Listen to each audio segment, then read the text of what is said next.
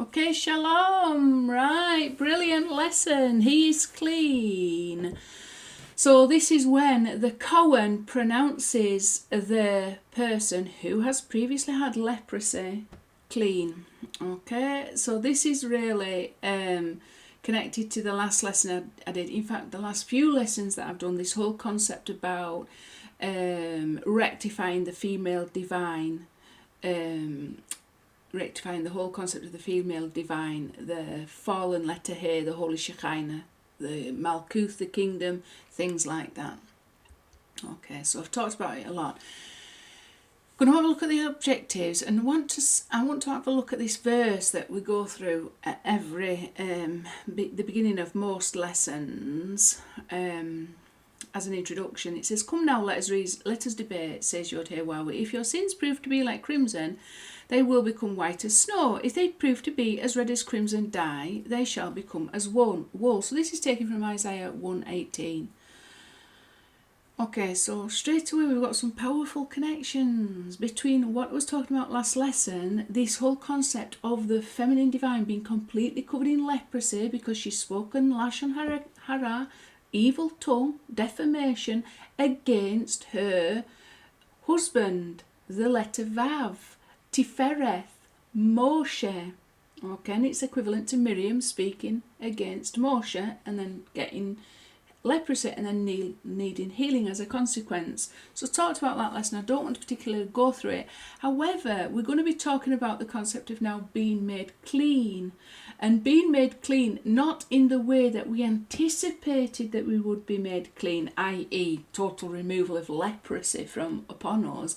It would appear that the way we have been made clear is in a very unexpected way. Okay, we've literally been made white as snow. So we've got this connection, like I say. If your sins prove to be as crimson, which they have proved to be as crimson, they will become white as snow. In what way exactly? Because we've got a connection to white as snow being connected to leprosy, i.e. completely covered in leprosy. So as we progress through the lesson, you'll start to link up all the dots. So I'm just emphasising it so that when we do make progress in the lesson, you've got these little hooks to start off with that are very, very interesting. I'm just going to show you in the actual Tanakh, the Torah and the Tanakh, how this concept of white as snow is connected to a concept of being cleansed of our sins. And what that is part of the healing process, isn't it? It's like Miriam spoke against Moshe. She had Lashon Hara. She had a lack of knowledge about the concept of Moshiach and about Moshe. So she spoke against him. We've done the same. We've got a lack of knowledge. Our knowledge about Moshiach is in a fallen state. Therefore, we speak Lashon Hara. We speak Lashon Hara. We have false understanding, false Mashiachs in our imagination, what we think Mashiach should be, and therefore we speak against the actual Mashiach.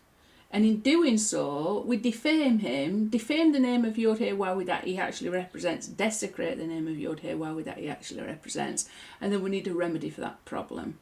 And in the meantime, leprosy is a spiritual. It's leprosy comes upon you when you speak Lashon Hara.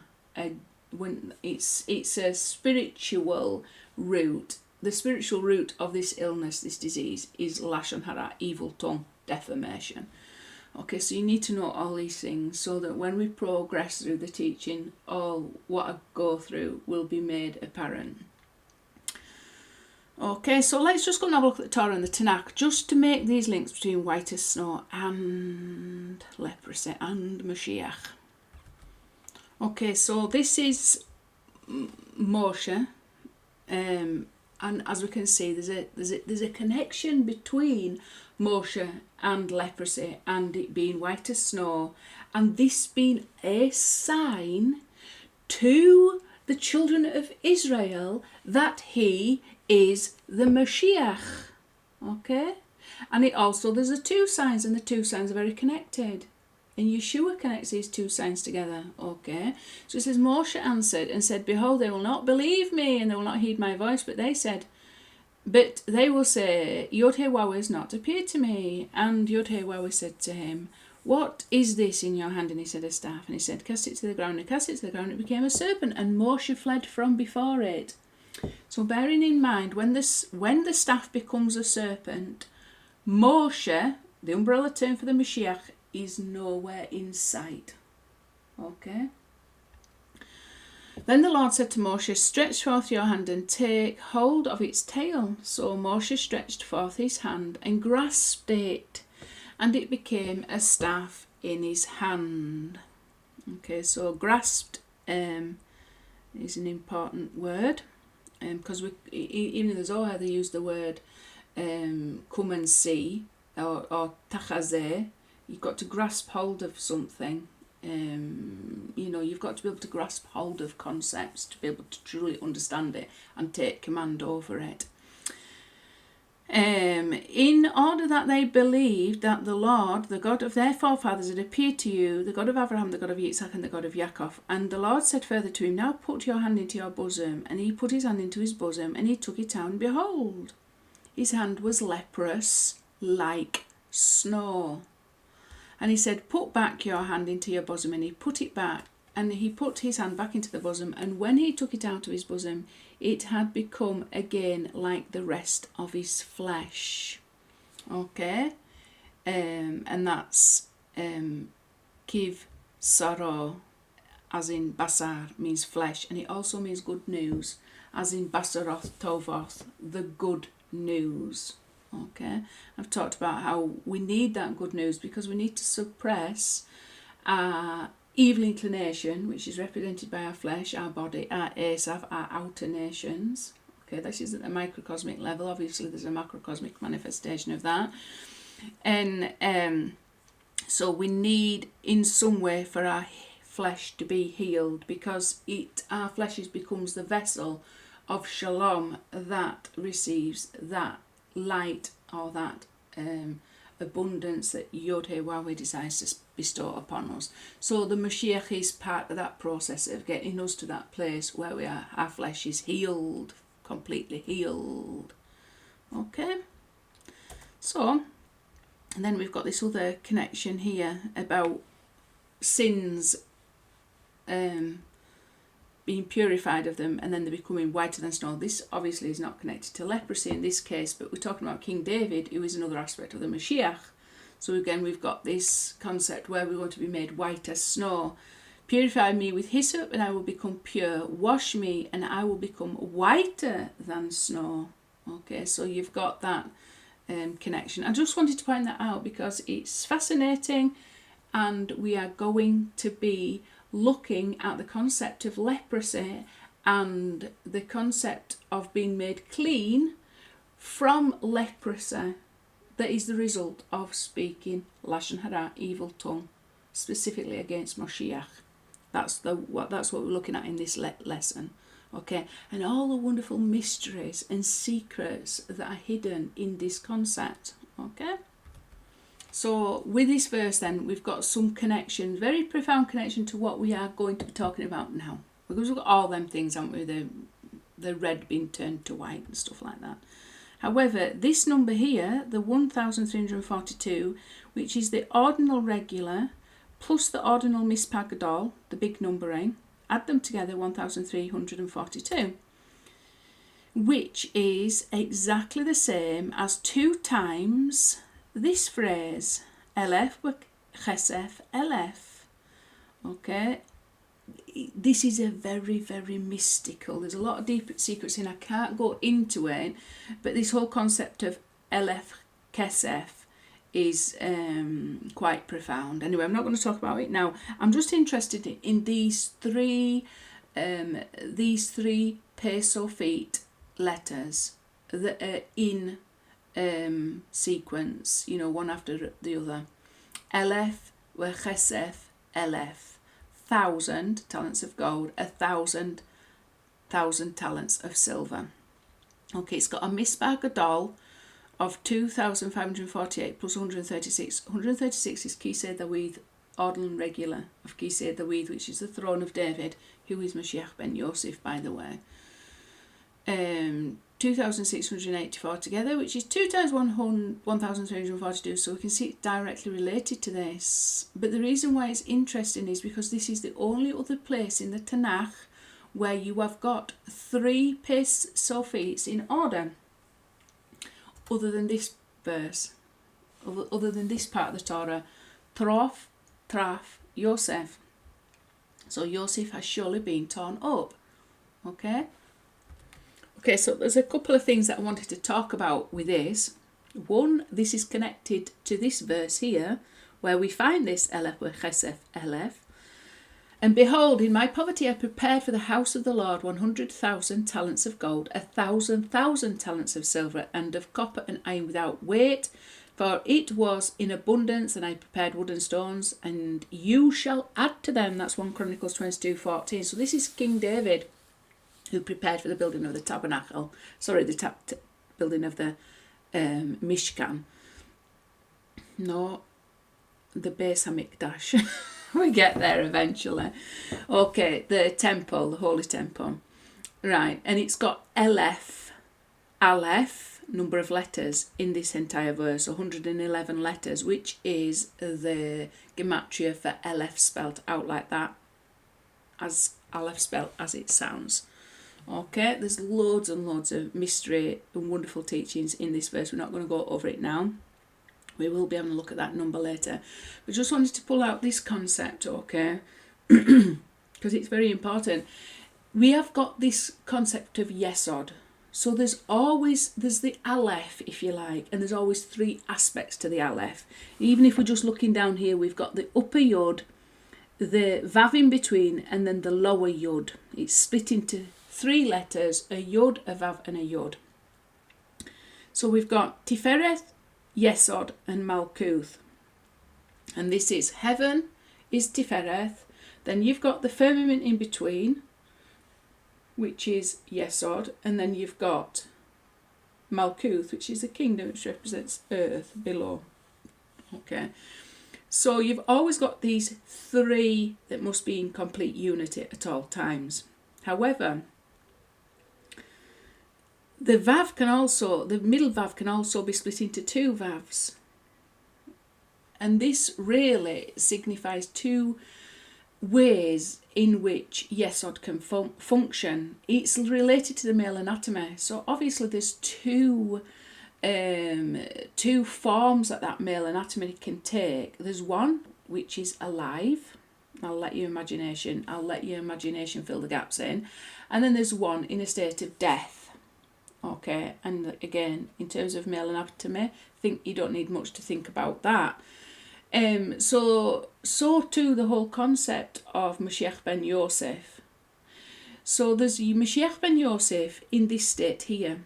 Trof, Traf, Yosef. Yosef has surely been turned up. This is when the father Yaakov, that represents Tiferet, is in a state where he is under the illusion that Yosef is dead. So there is very little unity then between heaven and earth. Whilst Yosef is in this state, Yosef has surely been torn up. Then we're in a state where Yesod is what is called in a state of death, and this is symbolised by that aspect of a male anatomy that would resemble it's limp and it's not fully alive. Okay. And when Yaakov is told the truth, Od Yosef Chai, then this is now no longer in the state of death, but is fully aroused. Okay, and then we can have unity between heaven and earth. So there's 2 aspects to Yesod. There's one in a state of death and one in a state of life. And as far as I'm able to be aware, they then attach Tifereth to Malkuth in 2 separate ways. When we're talking about yesterday in a state of death, okay, Tifereth goes via Gevurah, then down to Malkuth, because Malkuth is attached to Gevurah. Because Tifereth is not able to directly give her that she needs, and that she needs is hidden in the darkness. It's the light of Chokhmah that's hidden in the darkness. So she's got to go attach herself to the darkness, which is a code name for Yitzchak, in order to draw out that's hidden there, because she can't get it directly from Tifereth. Why? Because Tifereth is in a state of mourning, because he's in a state where Yosef has surely been torn up. When the truth is, however, revealed, Od Yosef Chai, and this truth fully made manifest, this truth is hidden in the darkness, just as Yosef was hidden in Egypt. Okay, so that's why the children had to go into Egypt to get Yosef out. Got to go into exile to get the bones of Yosef out. Okay, so the bones of Yosef could unite with Moshe, who was Tifereth. It's all in this state of exile is where we are attached to Tifereth via Gevurah, because we are not fully comprehending the truth of Yosef Chai. Yosef is still alive. When we attain a level of knowledge, Od Yosef Chai, when this truth is revealed from the darkness, the exile into which we've been subject. The exile to which we've been subject at this time is Edom, Edomite exile. So this truth, Od Yosef Chai, is now hidden in Edom, just as Yosef was hidden in Egypt. So we are now attached to heaven via Gevurah. So that's why we suffer harsh punishments. And that's why sometimes Yod-Heh-Waw is very concealed to us, because Yitzhak represents darkness, which represents concealment. But with this truth, we have the possibility to attach in to Tifereth in a different way, via Chesed. Because once we've revived Tifereth, we've got that truth that was hidden in the darkness, we're empowered with the Chokhmah, the light of wisdom, we can then attach to Tifereth via the sphere of Chesed. And this is when Yosef is in an alive state, Od Yosef Chai. And that's really the ideal state that we need to attain. That's a messianic state, if you like, that we need to attain. Where Yaakov, Tifereth, Moshe, it's all one concept, is fully revived, and that he is able to, instead of we've been subject to the harsh punishments that we're subject to when we're attached to Gevurah, because Gevurah means severity, it means discipline, it also means severity. We're attached to heaven in a different way. We're attached via the sphere of Chesed. And we're fully comprehending the truth, Od Yosef Chai, and everything that contains, all the mystery that really means. It's not just saying, Od Yosef Chai, Yosef is still alive. It's understanding at the deepest level possible what that actually means. And it just means the way that we are able to receive and relate to the name Yod-Heh-Waw in a different way. Okay? And as we can see here, we've got to get from a stage of preparing the house the house, which we prepare whilst we're in this state. Yosef has surely been torn up. We're still preparing to build up that house of Israel, the holy temple in Jerusalem, where the name will eventually come down and dwell with us, like heaven will come and dwell on earth as it is in heaven, and the presence of Yod-Heh-Waw will fill the whole earth as the waters cover the sea, things like that, all the wonderful prophecy that we've got to see occur. In the meantime, whilst Yosef is still alive, we're just preparing, aren't we? We're getting everything ready for that moment of revelation, when we told the truth, Od Yosef Chai. However, in this time of preparation, this is the state of Yosef. And we accounted him as plagued, smitten by God and oppressed. So we can see that this, let me tell you exactly what the numbers are, 1,211. So that's the regular and the ordinal. Then you've got the Mispagadol. This is a very significant number, by the way. We're looking for this number. I hope I'll show you it. But it's this number and this number add up to 1,782. So if we take the regular and ordinal and the mispagdol regular and ordinal and add them up, it comes to 2,993. So we can see this verse here, it's heavily connected to this, heavily connected to all these concepts and what I've just been saying. If you don't understand these basic things, it's very hard to then explain the things that I'm going to be talking about.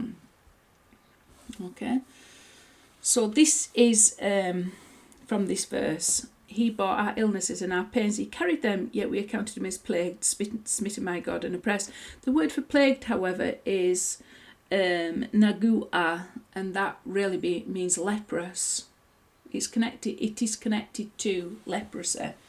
Okay, so there's all kinds of connections. This 1503 comes up all the time, very, very significant gematria. It is the gematria for the embalmed Yosef in Egypt, and it's also the gematria for, very significantly, one of the attributes of mercy, Titain Emeth Yaakov, give truth to Yaakov. Okay, so what truth? Well, the truth, Od Yosef Chai, Yosef is still alive. So we are in a process where we can actually give this truth over to Yaakov, to Tifereth, to Moshe, like Sarach telling Moshe where the bones of Yosef were hidden. Okay, that enabled that first redemption to occur. The second redemption will follow very similar patterns. Okay, don't know whether I'll get through it in this teaching, but I've recently done a study into the whole concept of how Sarach is connected to Sarah, Hannah and Rachel, and how that is connected to her reviving Yaakov, reviving Tifereth. Okay, so that Tifereth could flow the abundance that he desires to flow and unite with Rachel or Malkuth below. Okay, so wonderful stuff, but basically this is connected to Titain and Methli Yaakov, give truth to Yaakov, that one number there. And we are counted in plagued, smitten. God is the exact gematria of what I've just said, and others beside. It's the gematria of Yosef being embalmed in Egypt, as I've just said. I've gone over those numbers many, many times, so this is just an introduction, but it's an important introduction because without having these objectives, you've no goal to aim for. You've no target before you. Well, what exactly are we aiming for? Well, we don't know what we're aiming for because we've no understanding and knowledge. So we've just got to build that up in the best way possible. You've got to understand all this is coded messages. Basically, what you've got is every single thing that we can ever perceive is the name Yod-Heh-Waw-Heh and the unity of that name. Okay, so we're talking about the name Yod-Heh-Waw-Heh, and this is all the different facets and coded ways with which we can really talk about the name Yod-Heh-Waw-Heh.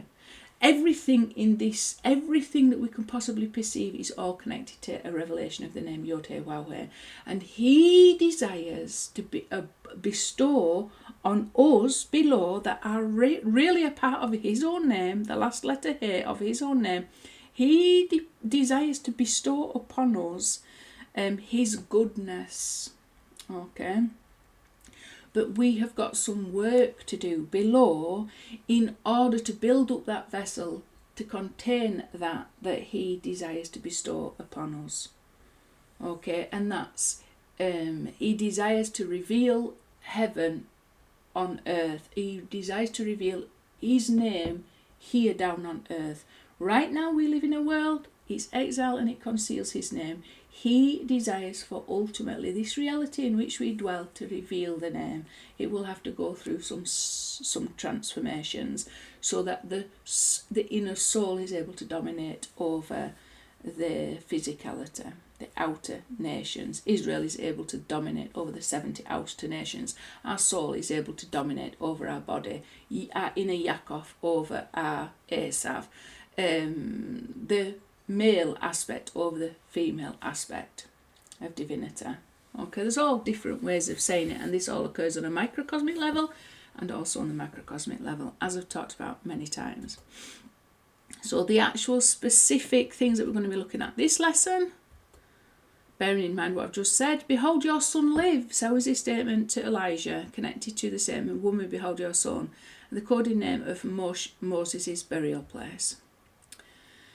What are the three main aspects of the letter Aleph, and what can we learn from this? So the three main aspects are just what I've said, Tifereth, Yesod, Malkuth.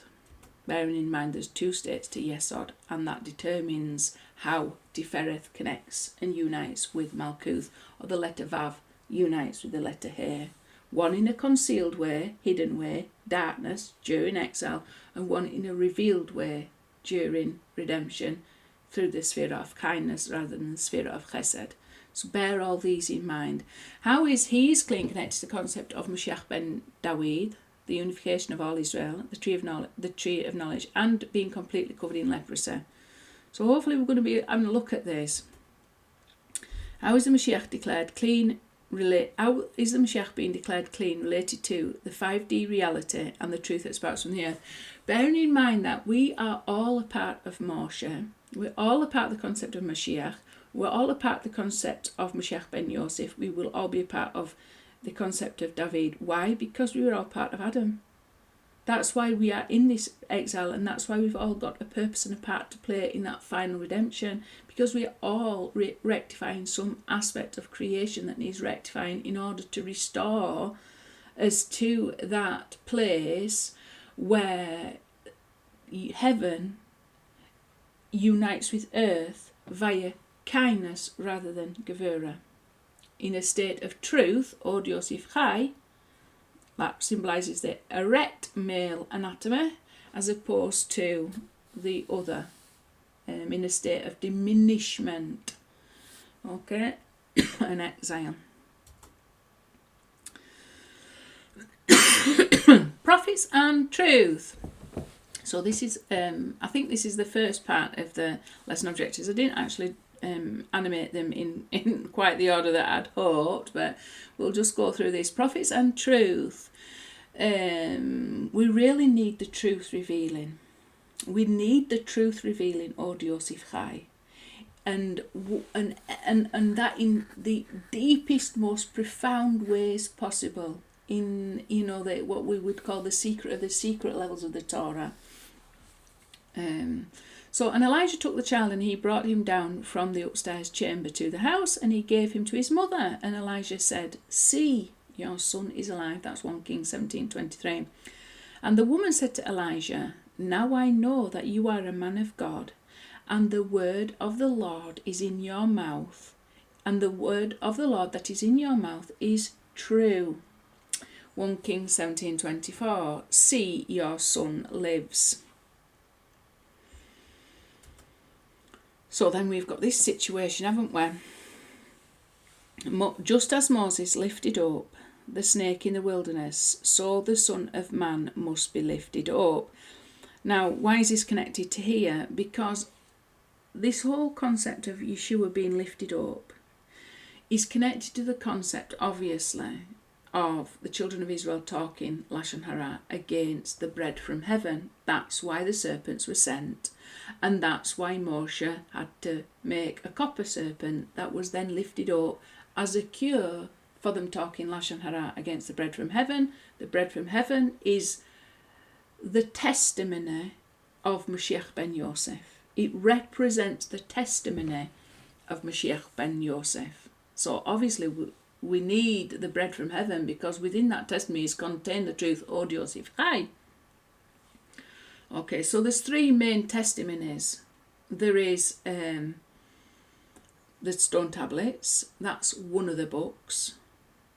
There's 3 books in total upon which creation is made. So one of the books is the stone tablets. That's Moshe, that's Tifereth. The bread from heaven is Yesod, okay, which has been spoken about as well. Moshe was spoken about by Miriam. The children of Israel spoke about the bread from heaven. And then we had the spies speaking against the land, which represents Malkuth. And so we had the 3 main aspects of Lashon Hara speaking against the 3 testimonies which give testimony to the Mashiach of Yod-Heh Wah-Weh. Okay, that brings unity between heaven and earth, and in the Holy of Holies, which is really everything about the Holy of Holies is trying to create that unity, because it's the cheruvim, the male and that represents male and female aspects looking at one another, male and female aspects of divinity looking at one another, and it's all about unity. Everything within the Holy of Holies is all about the intimate union between heaven and earth, or between Tifereth and Malkuth, or between the letter Vav and the letter He. We're saying the same thing. So it's all connected. Okay, so you've got the three aspects of Lashon Hara. You've got the three aspects of the serpent. You've got the serpent that was lifted up. You've got that connected to Yeshua that had to be lifted up. Okay?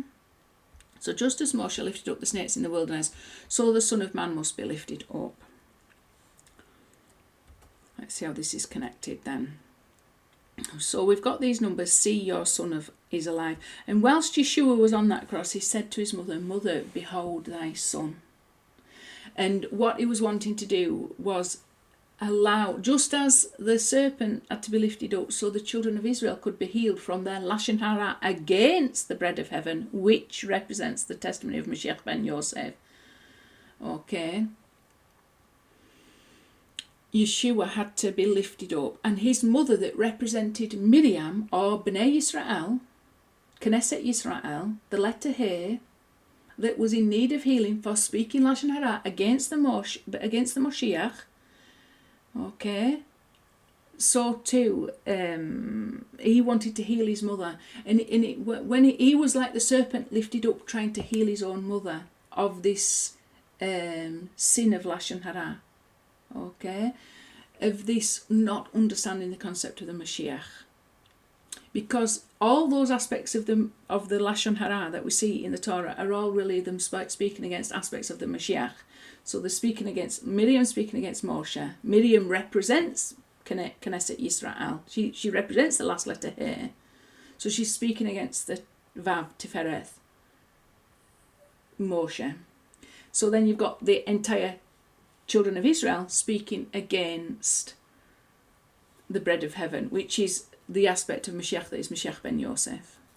Okay, and then you've got the spies, and then the children of Israel joining with this testimony of the spies, the majority of everybody speaking about the land of Israel, which represents Moshiach Ben David. He is Malkuth, that he represents the land.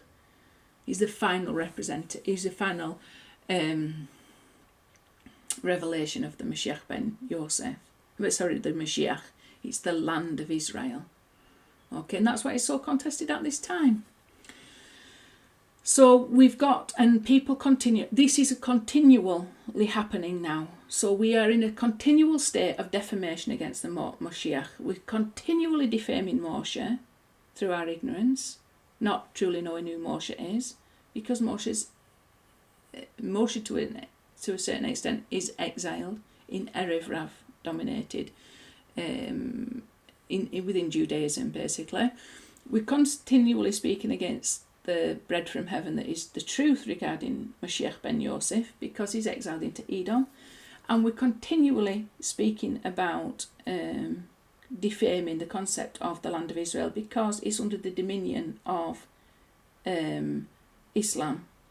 Okay, that's why Muslims are in control of Temple Mount and all the very significant burial places, Machpelah, Shechem, where Yosef's buried, things like that. And also like things like the tomb of Shmuel. It's all in Palestinian dominion. So it's exiled into Islam. The concept of King David and the temple that we talked about is exiled into Islam. So they are the three concealments of the Mashiach, and as a consequence of that, we're continually defaming the concept of Mashiach, because it's hidden in a very dark outer husk called Erev Rav. We're continually defaming the concept of Moshiach Ben Yosef, because it's hidden in a very evil outer husk called Edom, the Rome, and continually defaming the land, which represents Moshiach Ben David, because it's concealed within Islam. Okay, they're the three heads of the serpent, the three heads of the clipper, the three main heads of the clipper, which are Erev Rav, Edom, and Ishmaelite. Ishmael. Okay. Right. Where do we go with this one then? So, look at this. See, your son is alive. It's 301. 76 ordinal. Together come to 377. Which is exactly the same as a square ordinal for Yesod. See, your son is alive. So what is Yesod? Yesod is that Vav in the middle of the Aleph. There is a firmament between the connection between heaven and earth. Okay, it represents Moshiach Ben Yosef. So we know it's all connected, it's all so perfect. And like I say, the Yesod can be in two states. An state of exile, when we don't know the truth, or Yosef Chai. He appears to be dead. When he really lives, the light of Moshiach Ben Yosef is very alive, and his purpose is very much being fulfilled in this world in a very hidden way, in the darkness of exile. Okay? And we've got to reveal that truth, or Yosef Chai. We've got to reveal all that Yod Heh Wah has been doing through Yosef in a very secret, hidden way during all this last 2,000 years of exile. So we've got this here, behold thy son, and as you can see, it's very similar. This is it, behold thy son from John 19:26. Roi, behold, you've got Chai here, which means lives. It's very much connected to what's said at Kiddush Lavaneh, they're sanctifying the moon every month. Well, there's nearly every month. On, I think it's Tishrei, you don't sanctify the moon because it's already holy. We don't need to sanctify the moon. But Roi Chai Benech. Roi, behold or see. Chai lives. Benech. And we'll getting back to this, because we say at the sanctification of the moon, and the moon represents King David, Malkuth. We say King David Melech Yisrael Chai Wakayam. David Melech, King of Israel, is alive and enduring, and that's when we see it's all connected to the fact that for certain periods of time there is no moon, what's called Bli Reach, and that's the term that you would use from within the Tanakh. Bli Reach, without a moon. But then all of a sudden the new moon is a reappearance of the Davidic dynasty, isn't it? And so the moon is connected to David in that way. So we say David Melech Yisrael Chai Wakayam. David, King of Israel, is alive and enduring. And as you can see, that's also connected to the concept of Od Yosef Chai. Okay? So we can see they're nearly the same. Roe ze benech. Behold, this is your son. Or behold thy son. Roe ze benech. Roe chai benech. Okay. So very similar. It's connected. Why? Because it's connected. Right, you've got this really fascinating concept, and this is a bit of a problem, and this is our work to do. Okay, so you've got the concept of the leper, Zeroah. This is the leper. It comes to 366 plus 60, 426. However, the sages say that if you take the letters of the doubt, Sophek, Hasophek, and Sophek is the same gematria as Amalek. Doubt and Amalek are synonymous.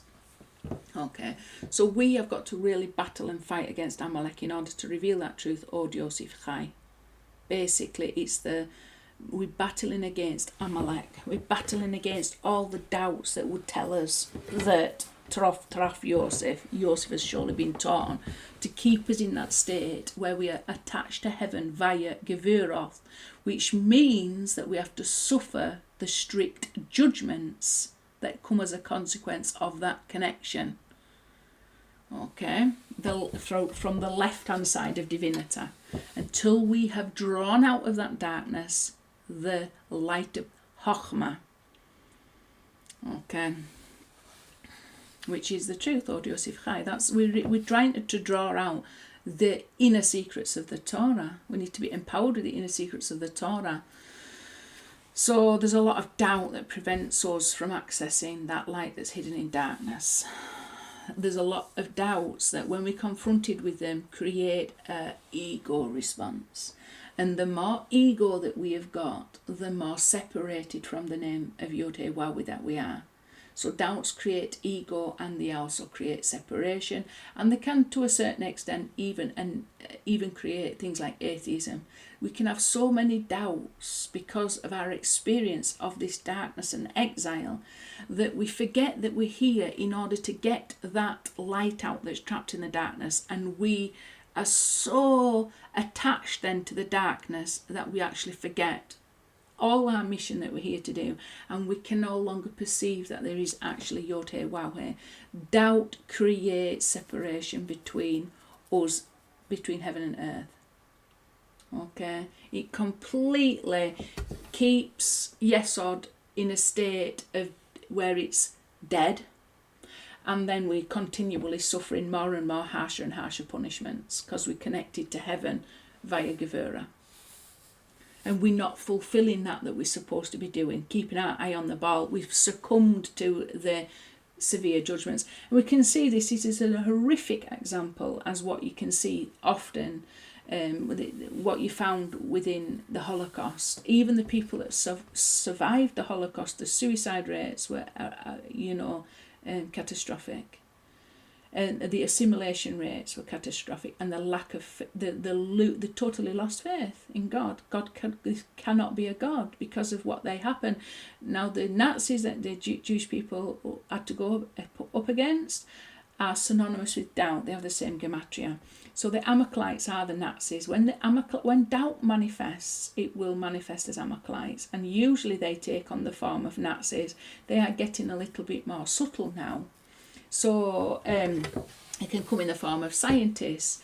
Who are the people that are creating the most atheism in the world today? Scientists. But you can trace this back through Operation Paperclip and all sorts of things. They're just going at it through a different route. There's a spirit of Amalek within scientism. You've got to be very, very careful of, because they have got a motivation to create separation and by creating doubt in the existence of God, because they just try and explain everything scientifically. Okay, and they want just a scientific solution now, and a final scientific solution by the looks of it, what they've been accomplishing through coronavirus, etc. So you've got to be very careful. However, we can see a wonderful mystery involved in this. We've just got to work to fight doubt. Yosef is, when we're empowered with the truth, O Yosef Chai, there is nothing that doubt can do. We have already defeated Amalek. We cannot get to that state without having to defeat Amalek personally. We have to contend with every doubt that we have in the concept of the Mashiach of Yod-Heh-Wah-Weh. Every doubt, until all we reveal is there is only Yod-Heh-Wah-Weh and nothing else beside him. That's the goal that we've got to attain. And there's a lot of doubt that prevents that. And every time we go against Amalek, it inflames our ego in one way or another. Either we feel totally and utterly overwhelmed and crushed and annihilated by him, or, we come with another ego response towards him. But we've got to really just totally and utterly annihilate every doubt. And we can only do that through gaining true knowledge, the truth, regarding the concept of the Mashiach of Yod-Heh-Wah-Weh. And that can only come via the Torah. There is no other source of truth that we have access to. It's the Torah. If it's not in the Torah, it's not the truth. And absolutely every single aspect of reality is rooted in Torah. So when I say it's got to be found in the Torah, every single aspect of reality is found within Torah. So we've got to go always back to that source of revelation and make sure that it's in the right order and it's not jumbled up. Our imagination has twisted things up, or our ego hasn't twisted things and distorted things and created falsehood rather than truth. Okay, so how is this connected? Because see, your son is alive is connected to the doubt. And the sages say these letters here is a cipher for leper. Because you've got the He, you've got a very similar phenomena that occurs with every Torah scroll that is put in the Mezuzah. So you've got the Shema in the Mezuzah, okay? And then you've got this coded message that is basically from the Shema. You've got Shema Yisrael, Adonai Eloheinu, Adonai Echad.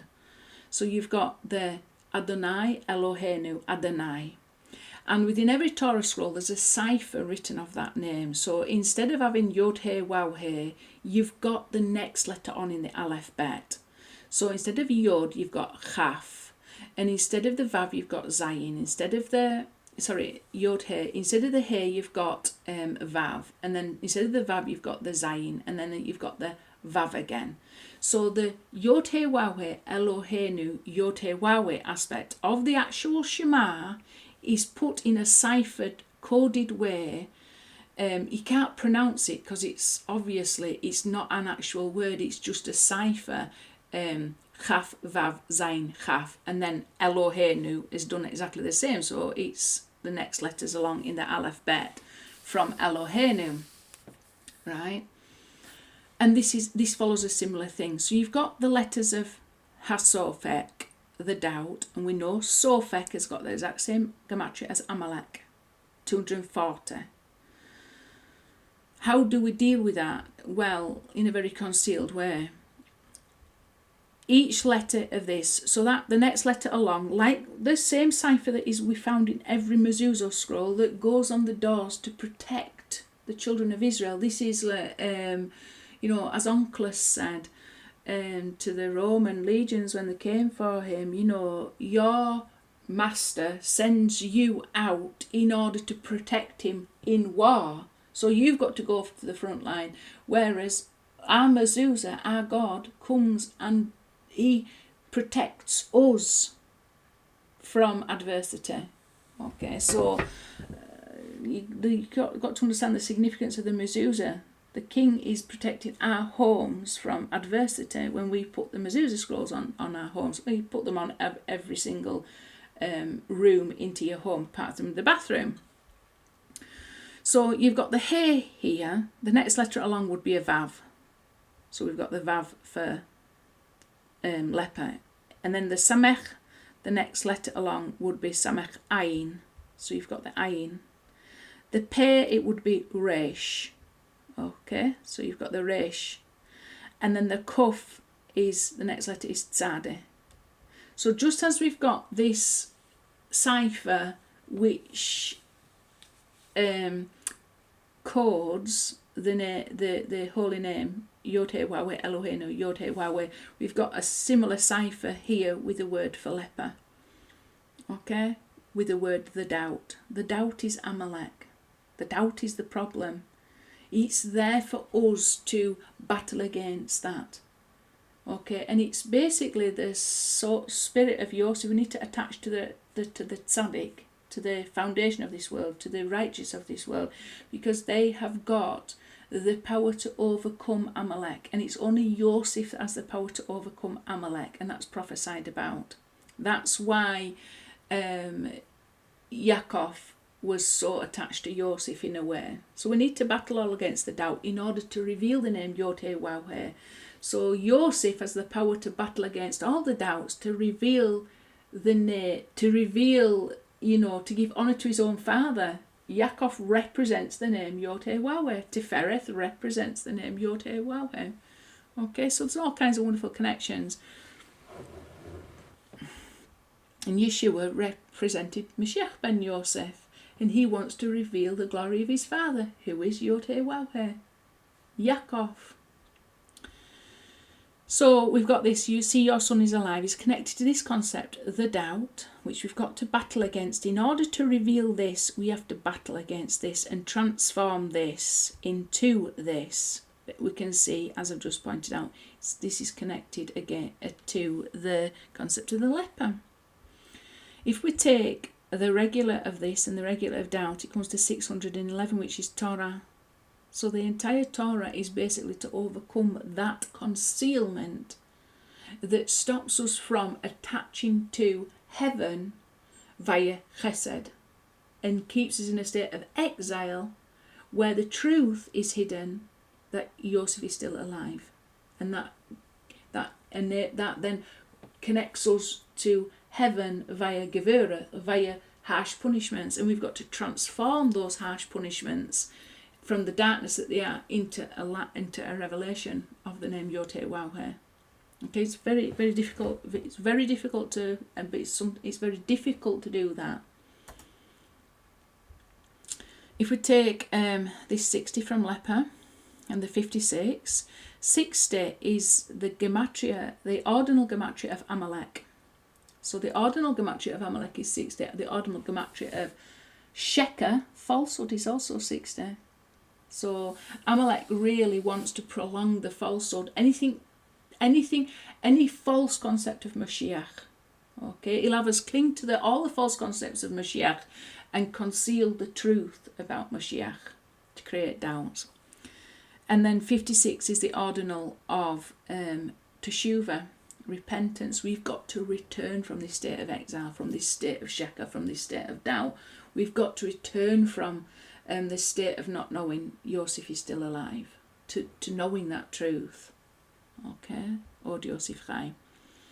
And 56 is also the ordinal of Me'esav, from Esav, which are the initial letters of from 20 years and upwards. This is those people that perished in the wilderness, but it's also who was ascended into heaven and descended. And I've talked about this many times. Who has ascended into heaven and descended? That's taken from Proverbs 34, I think. Very famous. Very famous prophecy is contained within that, and a lot of secret wisdom and light is contained within that verse. But the initial letters is who was ascended into heaven and descended, i.e. descended into exile. In the Mashiach, Moshe ascended into heaven to get the stone tablets, and then he descended into Erev Rav, and we talked about that. We told about that in the Torah. Yeshua ascended into heaven, and then he's descended after he was crucified. Descended into heaven, and then we know that he came back because he appeared to his Torah. He appeared to his Talmudim, and they had the whole episode of the 153 fish, the gematria of who was ascended into heaven and descended comes to 153. The initial letters are Me'esef, from Esav, to let you know that we need to redeem the whole concept of the Mashiach from Esav, i.e. from exile, i.e. from this Roman exile that we are all exiled into. Okay? We've got to redeem him from there. He has descended, and we've got to cause him to ascend. And that's connected to Moshe as well. And those numbers all relate back to Yeshua and Moshe. Okay, even the 153 it's the life of Yeshua, 33 years, and the life of Moshe, 120 years. There's many more. The gematria of the regular gematria of who has ascended into heaven and descended is 765, which is exactly the same as Shelach Moshe Avdo, I sent my servant Moshe, and the initial letters of that Shelach Moshe Avdo are Shema, hear, O Israel. So it's all connected, and plus 765 is 5 times 153, I do believe. So it's all connected to this ascending and descending. The concept of the Mashiach has descended into exile, and it's for us to reveal the truth regarding the concept of the Mashiach of Yod Heh Waw Heh. And there's two aspects of that we need to work on. We need to work on primarily revealing the truth Od Yosef Chai, because this revives the Torah of Moshe, which represents the Vav, which represents Yaakov, just as Yaakov was revived with the truth Od Yosef Chai. Okay, so that's that 56 as well. It's the ordinal of Me'esav, from Esav, and that, like I say, that's connected to those two phrases that I've just said, who has ascended into heaven and descended, and also it's the initial letters of from 20 years on and upwards, talking about the age of people who entered the army, but also the age of all those that died within the wilderness because of the sin of the spies. That talked about the land, that talked about the concept of Mashiach, which specifically there was talking about the concept of Moshiach Ben David in that respect, because that is the aspect of Mashiach that's represented by Moshiach Ben David. However, we add all these up, it comes to 116. Moshiach Ben Yosef. Okay, that's the ordinal of Moshiach Ben Yosef. So we've got a lot involved in that. Torah 611. That's the regular of Torah. 53 is the ordinal. 53 is also the ordinal of Yeshua. 53 is also the ordinal of Yaakov when he has the additional letter Vav. That represents Od Yosef Chai. That is Yeshua. Okay. We've got the square ordinal 945. Sorry, square ordinal, square regular 200,061.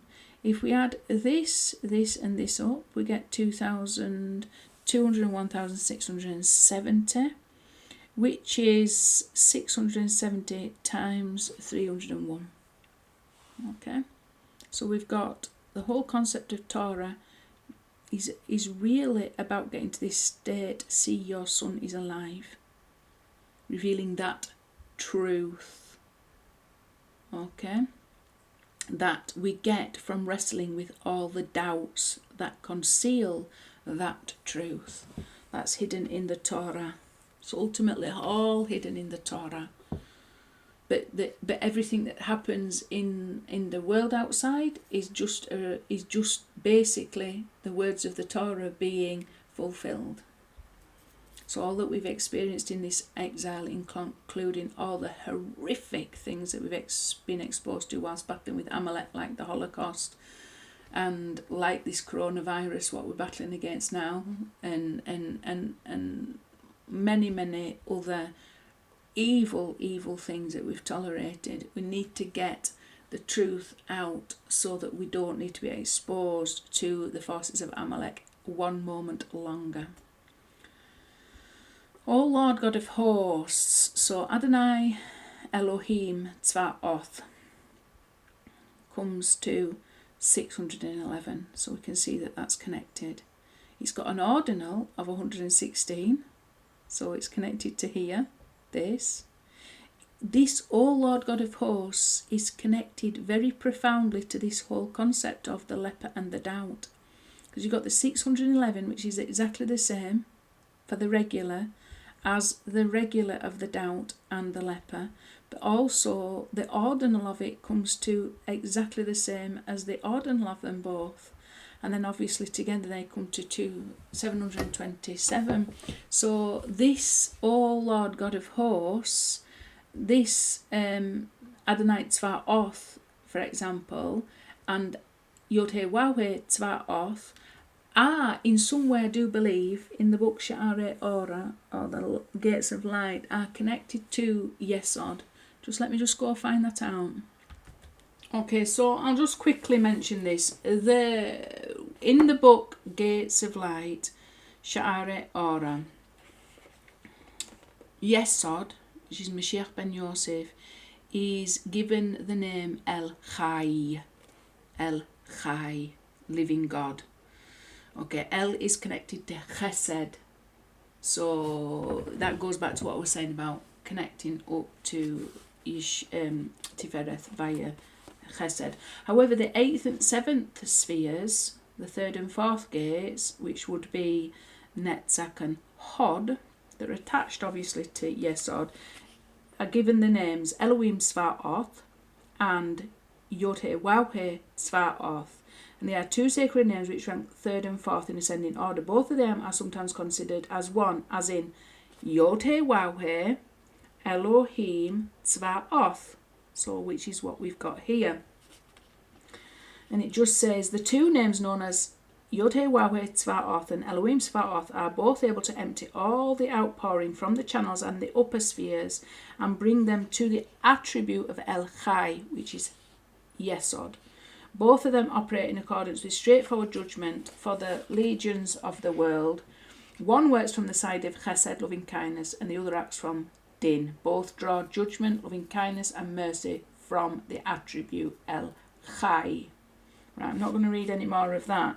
However, it does say about, it's also very much connected to Moshiach Ben David. And it just says, it's real. I'll have to reread this book actually because it's just quite interesting. It says, know that these two attributes that are called Adonai, Elohim, Tzva'ot sustain all the heavenly and earthly hosts in the world and are responsible for all the wars of the world. The essence of jealousy dwells in this place, and this is the essence of the verse. The jealousy of Yod-Heh-Wah-Heh Tzva'ot, Lord of hosts, will do this. Okay, so I just wanted to point out that this actually Adonai Elohim Tzva'oth is connected to the concept of Netzach and Hod, but also obviously connected very much to the concept of Yesod, El Chai, as we've just read. And we can see that it's very, very connected to this. Okay, so all this is working in a very concealed way. And what we've got on the surface is the doubts and leprosy. Right, so this goes to the question, how is all this connected to the coded hidden burial site for Moshe? Why? Because Moshe is supposedly buried in the belly of the serpent, the Gachon, and the Zohar tells us that this is really reference to the Gihon river. And the Gihon represents the Remez level of interpreting the Torah. I'm just going to go back to what I've just read because there was actually reference to this Garden of Eden, and these are the rivers that flowed from the Garden of Eden. I'll just finish what I'm saying, then I'll link this back into this word Adonai Tzva'oth. So Gihon is connected to the word Gachon, the belly, as in the belly of the serpent. And within the Torah, the word Gachon has an enlarged letter Vav. And the sages say, it's all coded messages that Moshe is buried in there. I've talked about this on some of my recent teachings, so I'm not going to go over it now. However, how this is linked to all this is because Moshe, or i.e. the concept of Moshiach the concept of the Mashiach of Yod-Heh-Wah-Heh is really hidden in the Remez level of interpreting the Torah, the Gihon. The Zohar says when it's talking about Moshe being buried in the Gachon, the letter Vav of the word Gachon, which means belly of the serpent, it's really related to the word Gihon, as in the river that came out of Eden, that split into 4 heads and came out of Eden, the second one being the Gihon. Okay, the Pishon, the first, the Gihon, and Hikadel, I think, and then the Prat, the fine, and then the 4 interpretations of Torah, what's known as the Pardes. So the literal interpretation, the Peshat, the Remez, which is the Gihon, the Drosh, which would be the next level, I think it's Chidakel, and then the Prat, which is the Sod, the secret level. And I've done loads of teachings on that previously. However, it's a coded message to really tell you where Moshe is buried. He's buried in Jerusalem, and I did a teaching on that to show you how the secret burial place of Moshe is Yerushalayim. Why? Because we are buried in our defect. So the reason why nobody knows where Moshe is buried is because we are under the impression that there is a defect in Moshe. That's why he couldn't enter into the land of Israel. So we are told that he's buried in a certain place, but nobody knows where he's buried. The plains of Moab, but nobody knows his actual burial site. But we are left to assume he's buried. Everybody's buried in their defect. So it's all coded message for saying that Moshe is buried in a place that we don't know. Why don't we know his burial place? Because Moshe didn't have a defect. The concept of the Mashiach of Yod Heh Wawe is completely perfect, but that perfection will not be revealed until the end. And then it will be revealed where he's been buried. He's been buried in Jerusalem. And I've done gematria to show that he's been buried in Jerusalem. But we've got this Gihon river, but we've also got the Gihon spring. And the Gihon spring is the place where King David commanded Solomon would be taken in order to be anointed as the king. So we know we've got this whole concept of the anointed one being anointed at this place called Gihon. It's all coded message. Ultimately, the Mashiach, when the final king is anointed, it will be in this same place by the Gihon spring that is right under the Temple Mount. Okay, this is the place where heaven and earth meet. This is all symbolic of the things that we're talking about. This is what we're trying to establish. Okay, but just as from what I've been reading from these 7th and 8th spheres, it did actually mention about the water.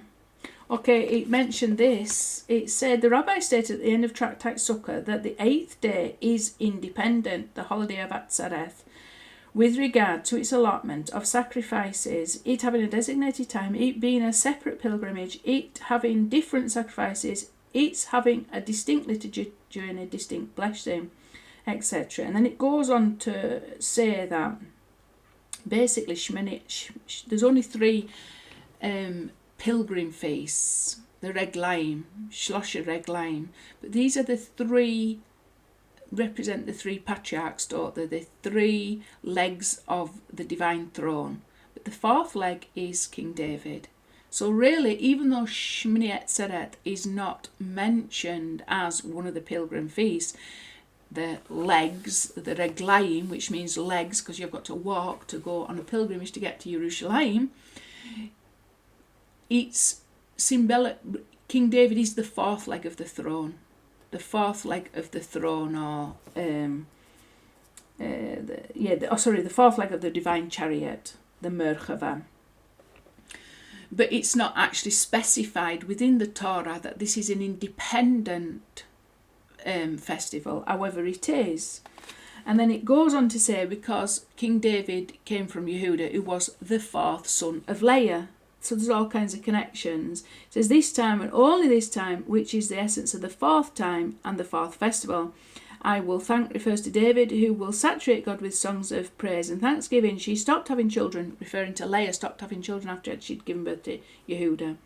Refers to the point where the spheres end. For from this point onwards, in the separation between the 10 spheres and the outside, for when Zachor joins with Shamar, so these are 2 commandments for the Shabbat, and King David represents the Shabbat represents Malkuth. So you've got 2 commandments to remember Zachor, which is the masculine element, isn't it? That's connected to Yesod in a way, and it's got to connect with Shamar, which means to guard or to observe. And Malkuth by David, so the kingdom of the house of David, joins with David himself.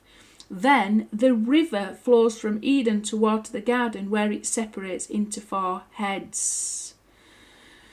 Okay, so we can see how this is one of the rivers that separate into 4 heads, and it talks about its Torah interpretation. The 4 heads are representing Torah interpretation. And the healing of the divine feminine occurs when the secret level of the Torah, represented by the Prat River, the secret level of the Torah that is the secret regarding Od Yosef Chai, or the secret regarding the concept of the Moshiach Ben Yosef, when the hair is empowered with the truth, the end is wedged in the beginning, when she has got this light within her, that ushers in the final redemption. She's looking for that light of Chokhmah. She's looking for that revelation. She's attached to Gevurah and have punishments until she's able to get out of that darkness, the truth, Od Yosef Chai, and all that means. Okay? And how is that ultimately revealed? Well, this means Gihon is where Moshe is buried. The concept of the Mashiach of Yod-Heh-Waw-Heh is buried in the Gichon. He is hidden in the Remez level of interpreting the Torah. Okay, he's buried in the Remez level of interpreting the Torah. And what is the Remez level of interpreting the Torah? It's connected to Gematria. So through Gematria, we can reveal the perfection of the concept of Moshiach Ben Yosef, the whole concept of the Mashiach. Through the Remez interpretation, through the use of Gematria, it's not just Gematria, but it is at that level. That's where Moshe's perfection is hidden. That's where he is buried, and that at the end is what will be revealed. And that's why I do so much work on the Gematria, because even the Vilna Gaon said this, and it's even written in the Talmud about the desserts being the Gematria and the equinoxes. Both are terms for a revelation of Moshiach Ben David and Moshiach Ben Yosef. So the coded messages, the Tekufot, the equinoxes, and the Gematria are all pointing to revealing the truth regarding the concept of the Mashiach of Yod-Heh-Waw-Heh. Okay, and the perfection of the concept of Mashiach of Yod-Heh-Waw-Heh. The perfection in that it reveals the name Yod-Heh-Waw-Heh perfectly. Okay, and this has not yet been revealed. This 118, by the way, is a filling out of the name Yeshua. 41 is the ordinal of Kisei David, the throne of David, and 52 is the ordinal of Mashiach. And it's all glorious and wonderful. So then we've got Behold thy mother, Roe Zot Imech. These was what was spoken to the disciples. Were there. So this is us looking back at Miriam, who has just beholded her son and been healed. And really, what's she been healed with? Well, she's healed once she has got the understanding that her son on the cross represents the hidden secret dimension to the entire Torah. Once she has got this truth, this light of Chokhmah within her, she is then fully rectified, i.e. the literal interpretation of the Torah is fully rectified with having the secret inner meaning of the Torah within it. Okay? And also that means the final letter He is no longer in a diminished state, i.e. just like the letter Daleth, but she's just like the letter He is made up of a Daleth and a Yod. In a diminished state, she's just like the letter Daleth, but in a full state, she becomes the Daleth and the He, and the Yod underneath, the foot underneath, so she becomes the He. Okay? And this is what needs to occur. She needs to be empowered with the secret inner meaning of the Torah. That's what ultimately heals her. Because it ultimately empowers her and it raises her up to the level where she can then have complete, total union with the name Yod-Heh-Waw-Heh. Because she can fully comprehend the name Yod-Heh-Waw-Heh, because she's got the secret inner meaning of the Torah that reveals the concept of the Mashiach of Yod-Heh-Waw-Heh, that reveals the name of Yod-Heh-Waw-Heh. It elevates the fallen letter He up to the status that she needs to be at, so that there can be this union between the Vav and the He. So this is what's going on. This interaction between the mother and the son is really, and him representing the serpent on the staff that heals, it's this dynamic that's occurring. However, what I've said previously, the healing did not come in the way that we imagined it would. It's as if we've been completely covered in leprosy. Rather than being healed by being made, all our flesh going back to normal, we have become white as snow. We have become white as snow, just as what was prophesied with the hand of Moshe to the children of Israel, and just what King David spoke, purge me with hyssop, make my sins whiter than snow. So this is what has been, it's all a coded message. It's all to create that level playing field that I talked about in the last lesson. When we are focused on our own holiness and righteousness, we are then in a state of judgment, because by even judging ourselves in terms of levels of righteousness, we're judging somebody else in turn. They have to then fit onto the scale that we've created for ourselves. When you're all just when you've been purified the same way, when we've all committed Lashon Hara against the Mashiach of Yod Heh Waw, because we've had a lack of knowledge, because we haven't understood the inner secret dimension of the Torah, so we've had a lack of knowledge that's created these within our imaginations a false Mashiach, because there's no vacuum. If we don't have the truth, we'll have a lie, and that will be whatever mix of truth and lie that we've got. Some elements of it will be truth regarding the Mashiach, and some elements of lie. We just mash it all together and that's our Mashiach. It's not. So until we've refined our understanding of the Mashiach of Yod Heh Waw, until we've seen the perfection in it and understood it thoroughly in terms of a revelation of the name Yod Heh Waw, we're in this very deficient state. However, in the meantime, because we haven't fully comprehended the concept of the Moshiach Ben Yosef, we've been continually speaking Lashon Hara and defaming Yod Heh Waw in the process. Okay, what's called Chilul Hashem. We spoke against the Moshe, and we spoke we spoke against Yod Heh Waw in doing so. So we're completely covered in leprosy. Nobody's escaped this phenomenon, by the way. And like I said in the last lesson, Yod Heh Waw wrote it into his Torah that if you're completely covered in leprosy, then you are pronounced clean as a consequence of being completely covered. Why? Because it can't be hidden anymore.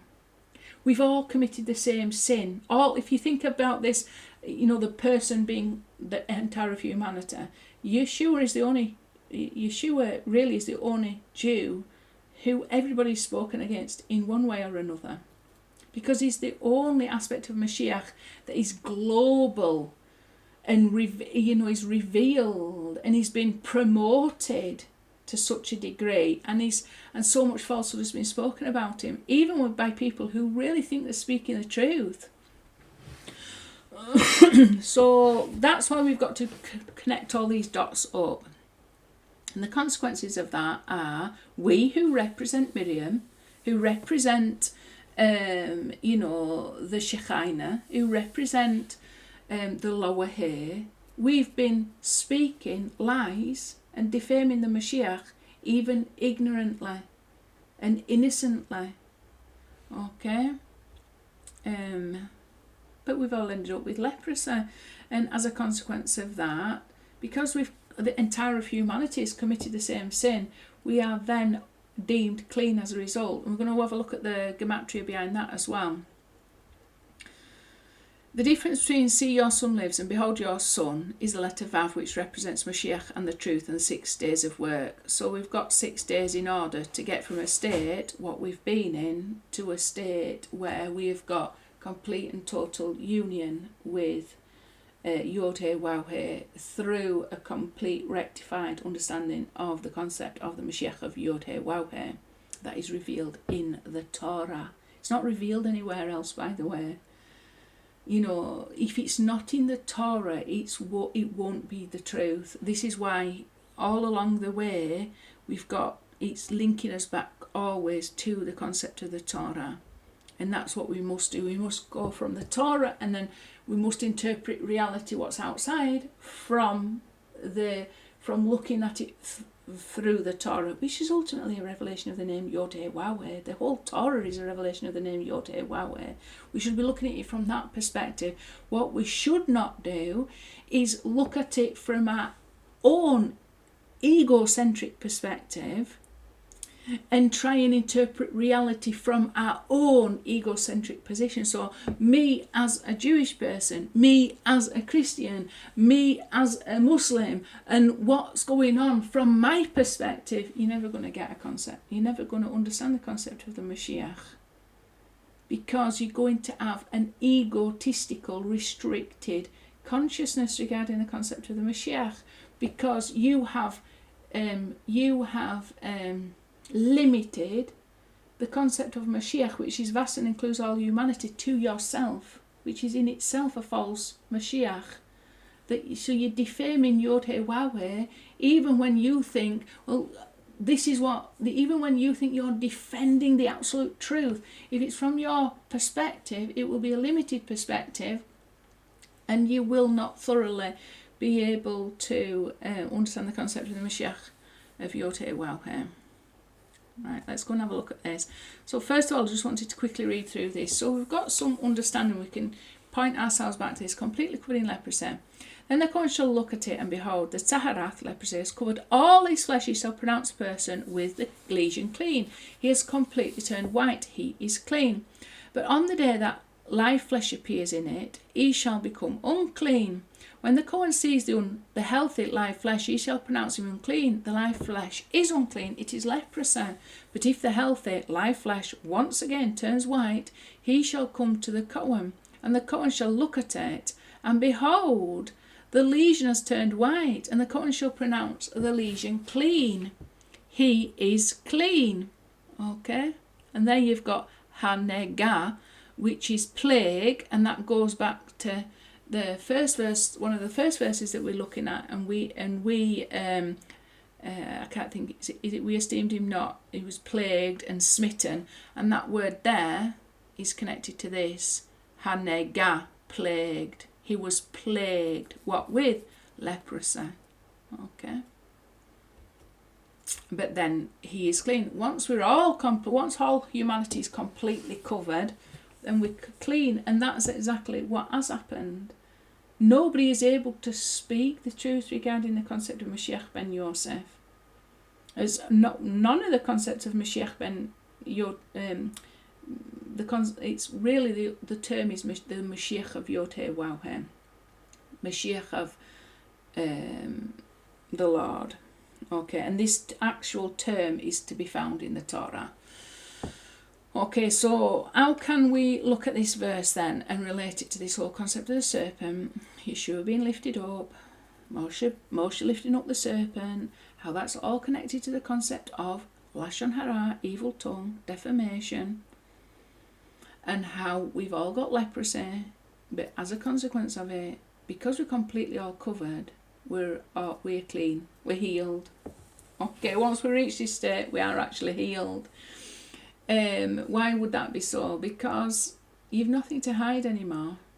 Once the entire body is covered, there's nothing to hide and conceal. It's all out in the open. All the errors are out in the open. Everything's now revealed. And once you get to a state where all that evil, that folly and falsehood and imagination and egocentric versions of interpreting the Torah based on our own limited perspective, and then as a consequence having a limited understanding of the role of Mashiach in creation, we're just continually opening our mouth and speaking nonsense regarding the concept of Mashiach. So we're all completely covered, but because it's all out, that we've all made this error, then we've nothing else to hide. We're covered in leprosy. We've all got it wrong. We all made a mistake. We're all therefore equal. This is a level playing ground. And it's like I said before, then we can get on and do what we're supposed to be doing. Being kind to each other. Showing each other kindness instead of showing each other hatred. We can clothe the naked. We can visit the sick. We can give food to the hungry, water to the thirsty. We can do all the things, visit the prisoner. We don't need to think that we are somehow superior to that person who's suffering over there, and we don't want to somehow get contaminated with their nonsense, because they might be homeless or drug addicts or prisoners. It breaks down that barrier of separation, because you realise, we all got it wrong. We were all immature like children. And, once we realise that we've all got it wrong, we've all spoken Lashon Hara, we've all contributed to the evil that is in this world, then we can start to all contribute toward the good. That reconciliation, that healing and that unity that comes via acts of kindness. And then we can start through those acts of kindness to reveal the name of Yod-Heh Waw-Heh in everything we think, everything we do, and everything that we speak. And this is us being attached to the side of Chesed rather than going via the judgments of Gevurah. Okay, let's go and have a look at these numbers because they're wonderful as usual. He is clean. So here again, straight away, I mean, this is a powerful number. We're going to have a look at this number. It is wonderful, wonderful stuff. This is he is clean, filled out. So the tet, he, vav, resh, he, that's who. Tahor, who. He, clean is he. Okay, so 1084, 166 ordinary, 1250, which is exactly the same as Yisrael filled, added to the ordinal of Yisrael filled. So this is a regular and ordinal of Yisrael filled, 1250. It unites the entire of Israel together as one. That means the house of Yosef with the house of Judah. And not just one tribe, not just Judah, all the tribes together united as one. He is clean. Okay, we've both committed Lashon Hara, we've both desecrated the holy name of Yod-Heh-Wah-Weh by doing so. And it's our folly and our error that will unite us, not our righteousness, because we'll be always at war. As long as we're trying to judge ourselves in terms of our own self-righteousness, then the other person's evil, aren't we? Or what those Christians are doing is evil, or what those Jews are doing is wrong.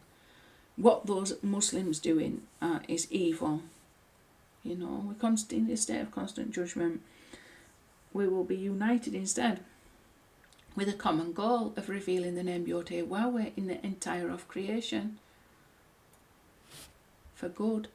So 2 full years, Shinatayim Yamim, these are the 2 full years that Moshe, that Yeshua, that even Yosef was in the prison after the cupbearer had left him, after he'd interpreted the cupbearer and the baker's dream.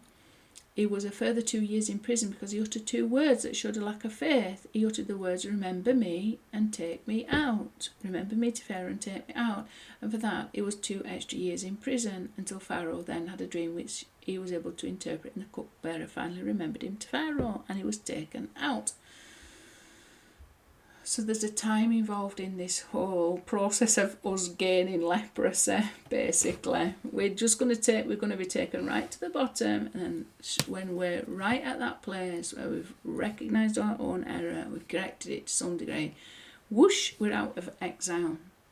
So the Edomite exile is parallel to the 2 years that Yosef was in exile, in this prison, to rectify a lack of his faith in the name Yod-Heh-Wah-Weh.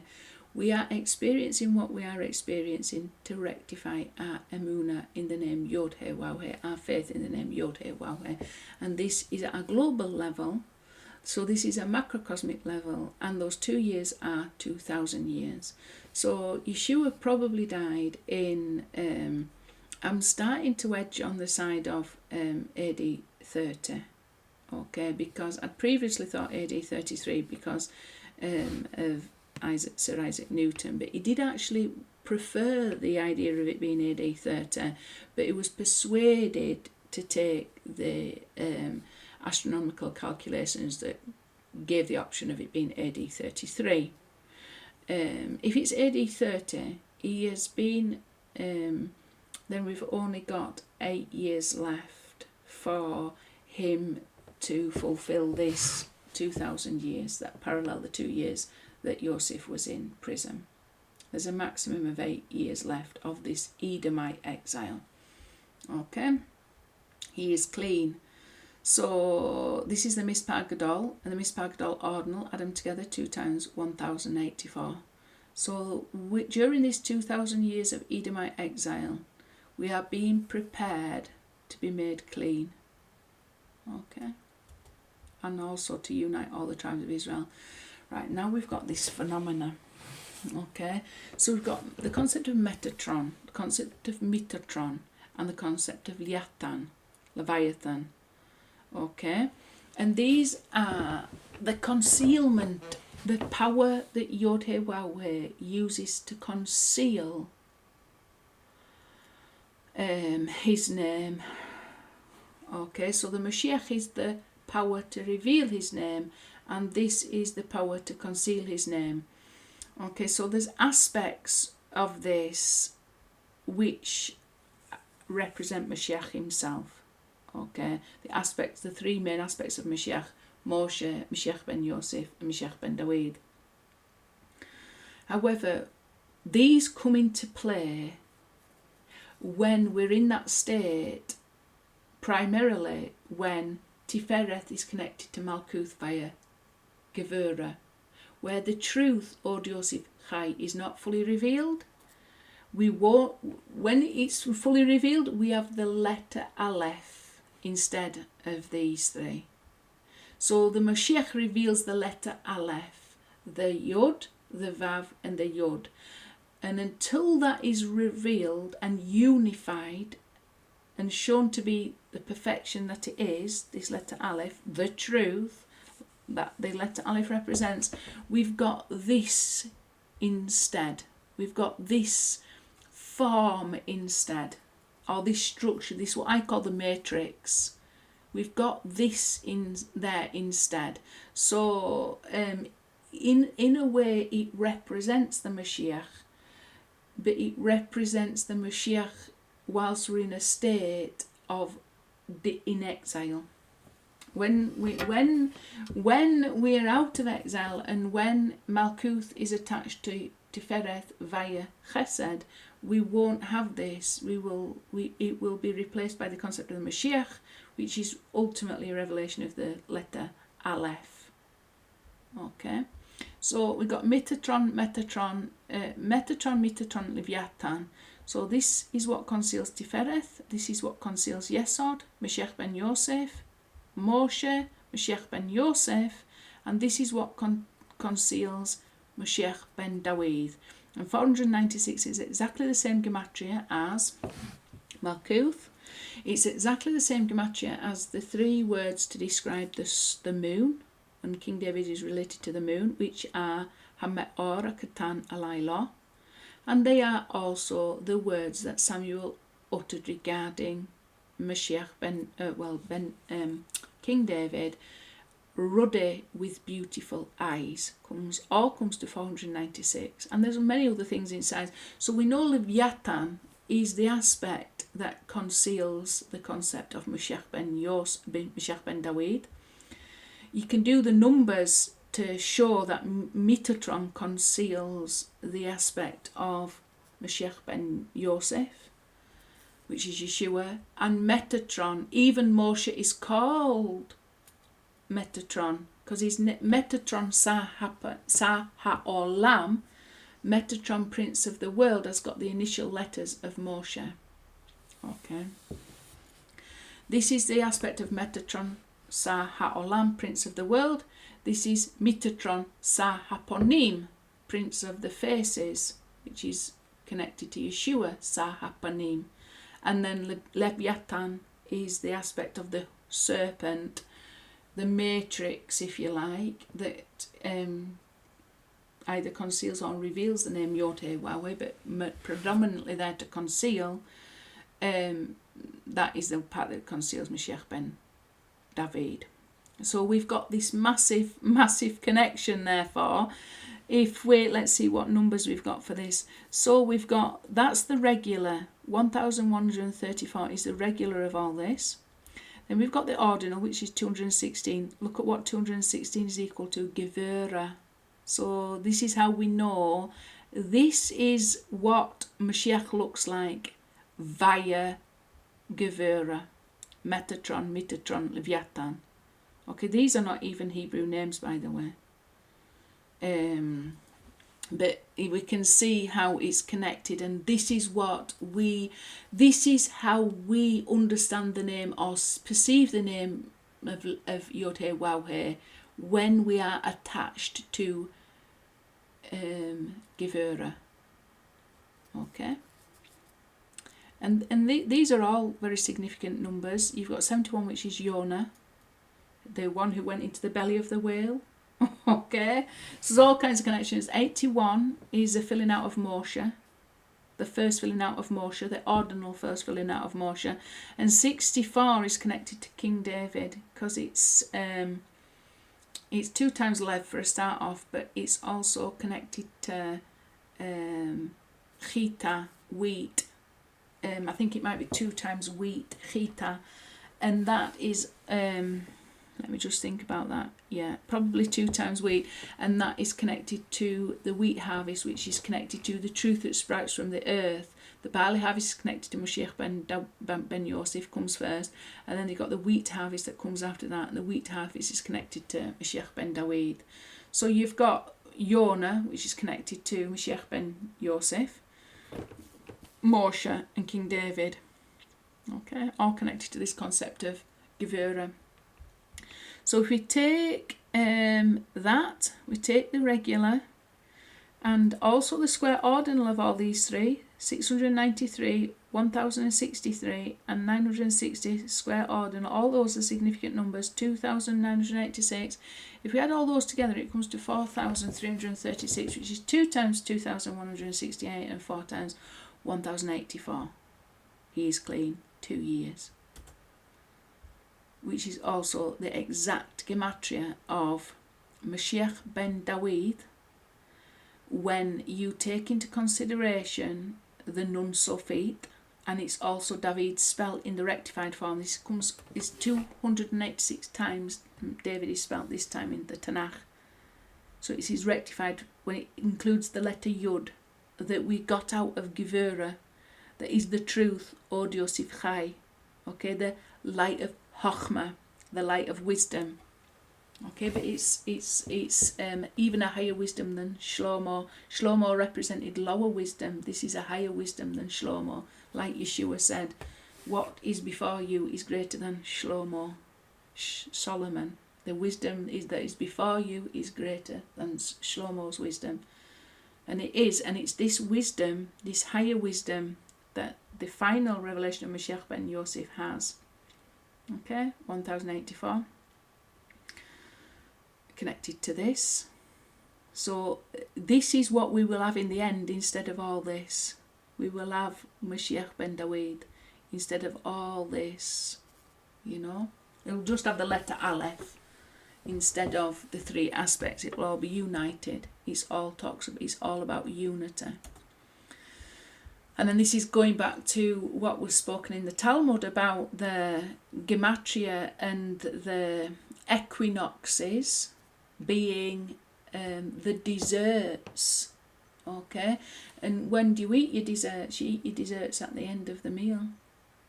Okay, so this is part of the rectified eating, isn't it? Eating from the tree of life.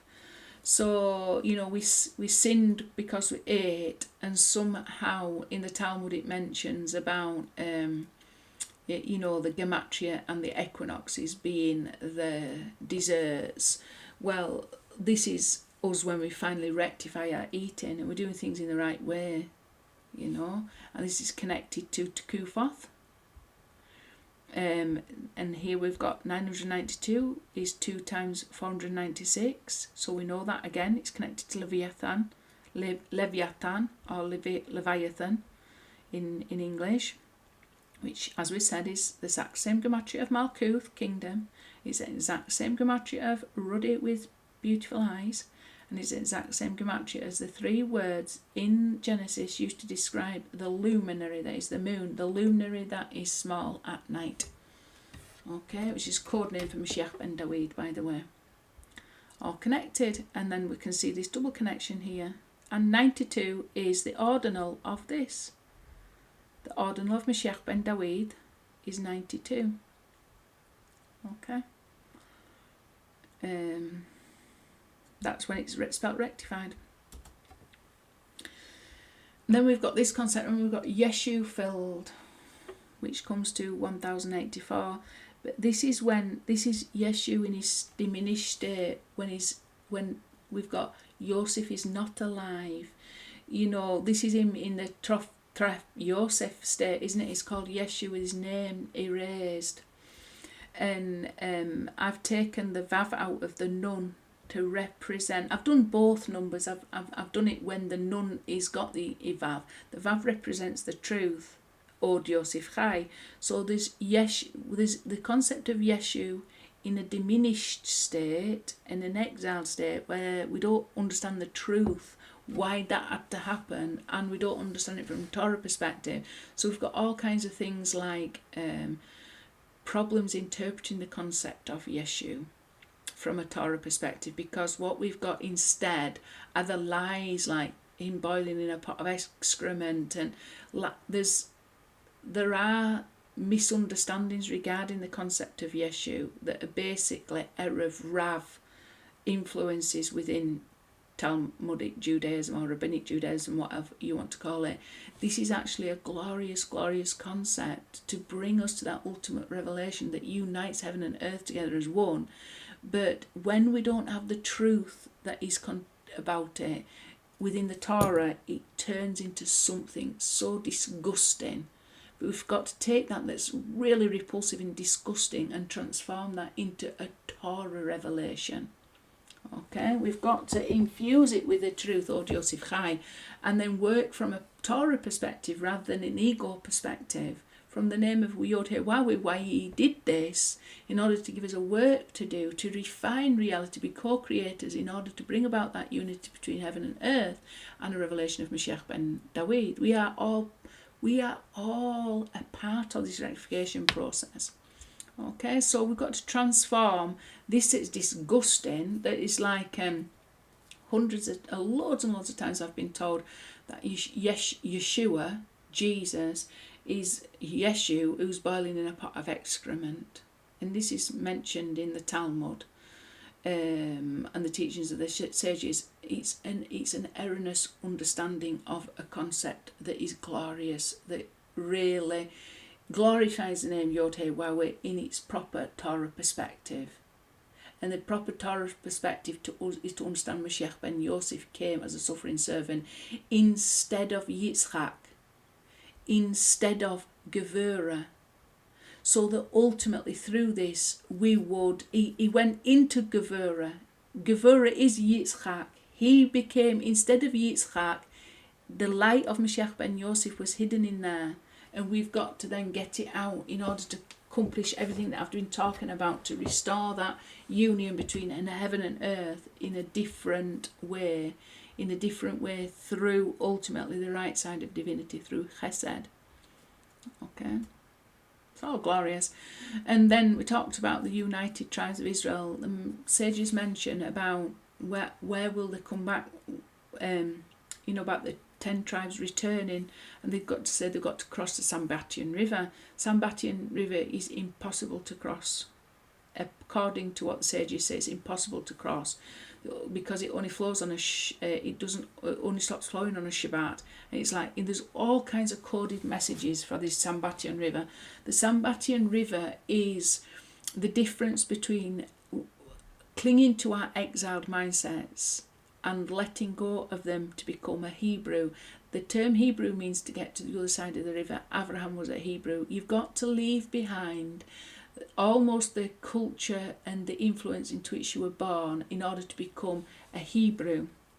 And it's synonymous really with seeking the truth, but it's also pushing against those influences that inflame our egos, that keep us identifying ourselves as just that we was born into.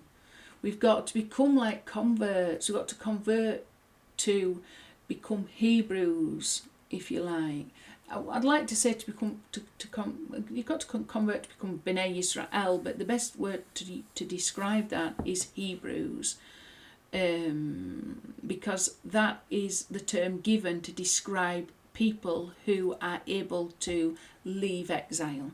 So we leave the exile into which we were born and cross over the river. Hebrew comes from the word from the other side of the river. So we've got to get to the other side of the river. And that can even include Jews, by the way. They're totally and utterly, their version of they are Jewish as opposed to being Hebrew.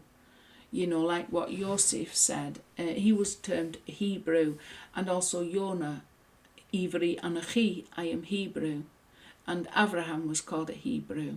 The Hebrews, and it just means people who are able to, like Abraham, born into that incredible culture of idol worship, yet he was able to leave that behind and get to the other side, and that's why he's called a Hebrew. Okay, so it just means we've got to get to the other side of the river, and this is an impossible river to get towards, except, I've said this before, there's a 3-corded rope that gets you across that river. That's the 3 patriarchs, Abraham, Yitzhak and Yaakov. You've got to connect to the revelation of the name of Yod-Heh-Wah-Weh that we experience through Abraham, Yitzhak and Yaakov. Okay, they're the 3 patriarchs.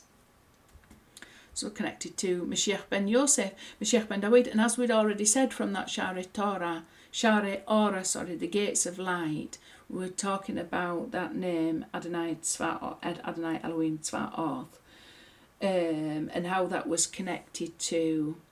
Just wait a minute. Nope, I lost my totally lost my train of thought. I was trying to get it back then. I must have been wanting to say something, but I've lost my complete train of thought. But however, we've got to get across that river, and be connected to. All right, that's where I was going. Avraham, Yitzhak, and Yaakov. They're the 3 legs of the divine chariot. Moshiach Ben David being the 4th leg. We talked about that name Adonai Elohim Tzvaot that represents the 3 patriarchs. And that being connected then to David, who represents the 4th leg of the divine chariot, okay, or the divine throne. So we can see that Sambatyon River, those people that get over that cord, that 3-ply cord, which is the patriarchs, which is also it's also Chesed, Tifereth and Gevurah. Okay, so which bring us over that river and help us to become the Hebrews that we need to be in order to understand the truth, Od Yosef Chai, because unless you've got a truthful mindset, you are going to distort that truth and create a false Messiah through the lies you have inherited, through just being born into a particular circumstance within this creation, i.e. I was born a Muslim, I was born a Christian, I was born a Jew, I was born an atheist, I was born secular, I was born in Africa. Whatever, it will flavour up your understanding, and this will influence the way that you see things, and we've got to let go of that influence completely. And the biggest influence we've all got to let go of is the Edomite influence, because this has contaminated the entire of reality. We are in Edomite exile, and Greco-Roman mindset has infiltrated every single institution within this entire world, every single industry within this entire world, and our whole culture, our whole communication system, our whole education systems, everything is infected with this. The whole religious systems are all infected with it. Greco-Roman Western mindset, and it fuels our ego, and this prevents us from being Hebrews that are humble, that need to get to the other side, away from this influence as much as possible, in order to usher in that final redemption that is Moshiach Ben David. And we can see here Sambatyon River again is connected to Moshiach Ben David. Why? Because Sambatyon Nahar comes to 332, so if we had 2 Kalel, 1 for each word, we get to 434, which is Moshiach Ben David. Okay, and then also here, I'm not going to go into it now, but you can add the 10 letters. This is the regular and the ordinal, comes to 540. If you add the 10 letters, it comes to 550. 550 is, if you go up to here, it's Moshiach Ben David. This here, without the Mispagadol, this is the Mispagadol when the nun is 700 rather than 50. Okay. If it was just the normal 50, it would come to 434. The ordinal of that is, as I've said before, it's the 92 here.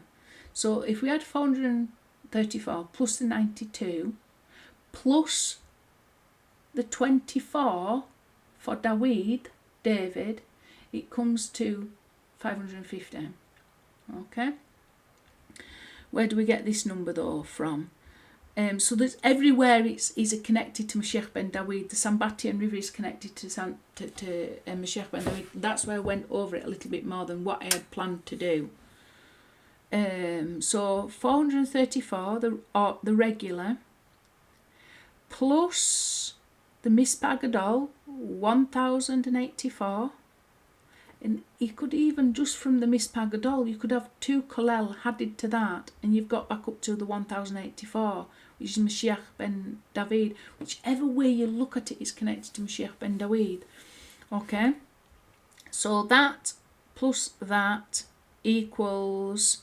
Alright, that's exactly what I've said, haven't I? 1082 plus 2 Kolel, for, a Kolel for each letter, each word, sorry. So one for Sambati and one for Nahar, it comes to 1084, which is Mashiach Ben David. That's where I'd got it from, sorry. And we've got this one, the tree of the knowledge of good and evil. So the regular and ordinal of that comes to 1084. You don't have one without the other. You don't have the tree of life without the tree of knowledge of good and evil. You do not have redemption without exile. So you don't have the truth without the lie. You don't have the Mashiach without the false Mashiach. Okay? You don't have one without the other. You don't have unity without disunity. So we've got to take all that negative, that we don't have the blessing without the curse. So here, look, we've got the curse. Yeshu, Yimach Shemo Zikro. You don't have the blessing without the curse. The blessing is hidden in the curse. The light is hidden in the darkness. The truth is hidden in the lie. Mashiach is hidden in the serpent. This represents really the serpent. Okay, or the Aleph is hidden in the serpent and the staff.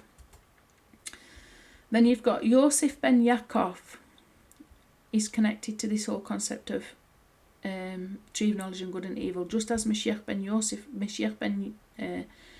David is. So you've got Yosef Ben Yaakov. That's one of his appellations. The Mispar Gadol of it is 1766 plus 137, which comes to 1903, exactly the same as and the tree of knowledge of good and evil. And then you've got this one, which is absolutely beautiful. And no one will frighten them. So this is 12 times in the Tanakh. We'en macharid. Nobody will frighten them. We will finally feel safe. Safe from Amalek. Safe from all these forces of evil that we've had to battle against. Safe knowing there's only Yod-Heh-Waw and nothing else beside him. Okay, no one to frighten us. The square ordinal of that is 1082, exactly the same as Sambatian River, plus 2 Kalal, exactly the same, 1084. Okay, there's all kinds of wonderful things that we could go through with that, but not today. So from snakes and ladders to Aleph Gadol. So like I've showed you, you had those 3 main concepts, Metatron, Leviathan, and they're like this here, Metatron, Leviathan. Okay, from snakes and ladders to the Aleph Gadol. So sometimes we're in a state where we can ascend, you know, like for example, take Metatron, who is the rod of Elohim that can change into a serpent. Sometimes he's a rod of Elohim that we're able to ascend and get close to Yod-Heh-Waw. Sometimes there's a serpent that bites us. It's that produces that state of duality where there's concealment and revelation of the name of Yod-Heh-Waw. Redemption is when there's only revelation. So this is what happens when we're attached to Gevurah, and we need to get attached to Chesed. We need to become the Aleph Gadol. So I put it like this just to show how the serpent on the cross can look like an Aleph, the letter Aleph, because that's what it's all about. We really wanted to reveal the Aleph, because the Aleph reveals the unity, the Echad, and also the Ha'ava, the love, and also the Anava, the humility. So do you see a serpent and a spread staff, duality, or an Aleph, unity, or do you see both? Because we have got 2 perspectives, haven't we? We've got, this is our personal perspective, our ego perspective. This is how we see the world from our own little perspectives. There's always duality. This is when we see the perspective from the name of Yod-Heh-Waw, there's always unity. So we've got upper wisdom Tifereth, we've got Yesod, Vav, lower Yod, wisdom, and Malkuth. There's always so this is us down here, and this is the entire name of Yod-Heh-Waw, wouldn't it? Because this would be the upper Chochmah, the He, which is the first letter He, and then this is the Da'ath. So this is like the spiritual root of what we are doing down here. Okay? There's always an upper root. This is like the tree of life, and this is the upper root to that. So this would be Bina, which is attached to Tiferet. This is Da'ath, and this is Chochmah. So this is like your intellect. The intellect that informs your emotions, that then works its way down to the actions that we then do and the words that we then speak. Okay, so it's all connected. Right, let's just have a look at these. These are more phenomenal numbers. Okay, so I'm going to try and go through these as quick as I possibly can, because now I've built that foundation up, we should be able to fly through these. He is clean, so square regular of 40,204, which is 92, which is the ordinal of Moshiach Ben David times 437. He who makes peace, the Misbah Gadol, is 1,311. He who makes peace in his heights, may he make peace for us and all Israel. So, but it's also connected to Isaiah, who makes peace and creates evil. Sorry, who forms darkness who forms light and creates darkness, who makes peace and creates evil. And that shows us that the darkness is higher than the light, and the evil is higher than the shalom, because we have to take the evil and make peace out of it. We have to take the darkness and make light out of it, and when we take the darkness and make light out of it, it's higher than the light itself. That is just the light that is just there is not as high as the light that we transform from the darkness, because it's like forms light, that's at the level of Yetzirah, formation, but creates darkness is at the level of Beriah, creates. So the world of creation is higher than the world of formation. So the light that we create out of the darkness is higher than the light that just appears in the world of formation. And likewise, Oseh is connected to the world of Asiyah. So we make peace, but create evil. So evil's much higher. So we take the evil of this world and create shalom out of it. We've accomplished something very great indeed. And as we can see, it's linked up to the Gan Eden when we're able to do that. The regular and the ordinal, 1,416, 8 times 177, Gan Eden, 8 times Gan Eden. 1,311 is 3 times 437, so it's connected up to here. He is clean. That's how we clean ourselves, by taking all this dross and painful experiences and transforming them to revelations of the name Yod-Heh Wah-Heh rather than concealments. So we've got Yosef has surely been torn up. Regular and ordinal, 874, 2 times 437. So we can see it's connected to all these. A secret from me to you, hide me from you. This is connected to the holy name Sa'el, which is all about Yod-Heh Wah-Heh hiding in the Aleph. Okay, hiding all the evil, because the 5 Alephs are part of the Song of the Sea, and then the animals will say, I will pursue them and I will overtake them and I will get their plunder. And there's 5 Alephs all in sequence. I've talked about this many times. So that particular verse from the Song of the Sea contains 5 Alephs that are the initial letters of the first 5 words. Like, then the enemies will say, I will overtake, I will plunder. I can't remember it word for word now, I'm speaking from memory. But Baal Shem Tov said that this is related to the holy word Sa'el. And you can see that these 3 initial letters here can rearrange to make the holy name Sa'el. Sa'el is one of the names taken from the 72 names of God that are created out of the 3 verses in Exodus, which talks about the angel of God and going and being the coming between the camp of Israel and the camp of Egypt. Okay, I'm not going to go into that. I did a teaching not so long back about the 72 names of God, and I cover all this in there. However, it's related to these concepts. So this is just letting us know that we have to toil against the concealment itself. And the concealment is often the letter Aleph. It's connected to the letter Aleph. We've got to take that concealment to transform it into a revelation of the name of Yod-Heh-Waw-Heh. And the revelation comes when we take what we are experiencing and transform it into a revelation of the truth regarding the concept of the Mashiach of Yod-Heh-Waw-Heh. Okay. All dreams follow the mouth of the interpreter. This is really about Yosef. However, let's have a look at the numbers. Where do we get the square ordinal? Is 2622, which is 6 times 337, connected to all this. In a long chain of those transmitting this statement, it is said that Rabbi Bisna Bar Zvadda said, that Rabbi Akiva said, that Rabbi Panda said, that Rav Nahum said, that Rabbi Biriam said, in the name of one elder, and who is he? Rabbi Bena'ah.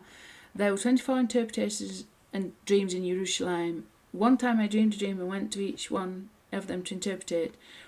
What one interpreted for me, the other did not interpret for me. And nevertheless, all of the interpretations were realised in me to fulfil that which is stated. All dreams follow the mouth of the interpreter. This is why we've got to understand, we've got to interpret reality in a good way, not in a bad way. If we're interpreting reality through our own eyes, we will always interpret it in a bad way. We will always conclude, well, that bit of it's good, that bit of it's bad. We've got to start to interpret reality from the perspective of the name Yod-Heh-Waw-Heh. Okay? So that is what is fulfilled. You know, we will speak that name into being. We will speak his revelation into being. We have to interpret reality properly. And then light, the square ordinal of or, light 337. That is exactly what we want him to reveal. We want him to reveal the light of the name Yod-Heh-Waw-Heh. Ani Shalom, I am peace. This is what Moshiach Ben Yosef spoke. Moshiach Ben David spoke. 437. If it's got a gematria of an ordinal gematria of 77, that comes to 514, which is exactly the same as Pishon, which represents the Babylonian exile, which represents the letter He that is in exile, the literal interpretation of the Torah that is in Babylonian exile until she is filled with the truth, Od Yosef Chai, which is the secret teachings of the Torah. But the secret teachings of the Torah are also connected to the Remez interpretations of Torah that reveal the perfection of the concept of the Mashiach of Yod-Heh-Waw-Heh, that is Moshe. So you've got to connect both the Remez and the Sod together as well. 514. It's connected to Ani Shalom. I am peace. There will be peace once that final letter here has got the hidden secret meaning of the Torah. Moshiach Ben Yosef. Defamation, Lashon Hara, evil tongue. Mispar Gadol, 1311. It's got a regular of 611, which is Esther. Hidden. It's connected to this concept up here. Seter li. And you get Esther. If you put an Aleph in front of that, it's Esther. Seter li alecha. A secret from me to you. Okay. So it's all about this, isn't it? It's all connected. He's clean. He's clean. No more defamation of the concept of Moshiach Ben Yosef, and hence no more desecration of the name Yod-Heh-Waw-Heh. Zachor unukve va bara otam. Male and female, he created them. The Mispar Gadol is the regular Mispar Gadol, big numbering, taken into account Mem Sofit, is 1,594 plus 154, equals 1,748, which is 2 times 874, 4 times 437. So So it's all connected. Hashem shall grant strength to his people. Yod-Heh-Wah shall bless his people with shalom. Again, we've got this concept of shalom, hasn't we? We've been made clean. We're all on a level. We're doing acts of kindness now because nobody's thinking that they're one up on the other person that they're looking at. We've all been leveled out with our leprosy. We're all just part of one new Adam, one new man, male and female, united together as one. Just doing acts of kindness for the entire of creation so that we can reveal the name Yod-Heh-Wah. We're not concerned with our own glory anymore, glorifying ourselves, building our temples to worship our own righteousness. No more stupidity like that. We're getting on and doing what we should be doing. We've got peace when we do that. 31 letters, by the way, of this. 31 is the gematria of El. That's the name associated with the chesed of Sphira of Chesed, which we should be attached to Yod-Heh-Wah through the Sphira of Chesed. He reveals the profound and secret things. He knows what is in the dark, and he dwells with them. Daniel 2:22. Done loads of teachings about this. 437 is the ordinal. That's 731. Very, very, very important number. But it's basically Shua and Moshe. 345 plus 386. It's also the regular and ordinal of Melech Yisrael, King of Israel. And it's also the correctified luminaries. The regular and the ordinal for the correctified luminaries. The luminaries is spelt with 2 missing vowels in the Torah. When you put those 2 vowels on, it comes to a regular of 658 and an ordinal of I can't quite remember now, but it adds up to 731. So it's all wonderful. I think it's 73 the ordinal. Okay. I'm speaking from memory, so that's why I'm a little bit hesitant, and I've already done nearly 2 hours of teaching. Right, strong drink, reward, hired servant. Bearing in mind, we're looking at this number here. Just let me go back. We're looking at this number here. Is clean, 437. There's a major concept that we're now going to go over. This concept, strong drink, reward, hired servant. So I did this teaching as part. I was looking into psychedelics. I haven't actually put the teachings together yet for doing that, but there is a lot of tradition within different religions, especially ancient cultures, and even evidence within Torah, with the stories of Nadav and Abihu, and also Noah with his wine that he consumed. There's this propensity that we've got to try and speed things up, by going through some kind of spiritual porthole in order to enter into elevated states of consciousness that will usher in final redemption. Okay, so we've got evidence that is not the way that it will occur, that it will occur this way. We are in the 6,000 years of service, and then after the end of that 6,000 years, once those 6,000 years are completed, then we will be released. Okay. It's all connected to what we're saying about the strong drink. It's like it could be a code word for anything that's mind altering. There's this massive interest now in psychedelics, but there was the Gnostic religion, the Christianity. There's a massive heritage and history of that being associated with psychedelics, and also loads of other of the animist religions in this world very much connected to the use of psychedelics in order to experience elevated states of consciousness. Okay. However, I'm not prepared to speak about it now, but there is definitely room to use these for healing that would then enable us for our souls to dominate over our bodies. Our bodies are in extreme states of trauma after 6,000 years. We've inherited 60,000 years of trauma. This is imprinted within our DNA. So we're afraid and terrified of absolutely everything. Our mind is absolutely, completely, totally messed up.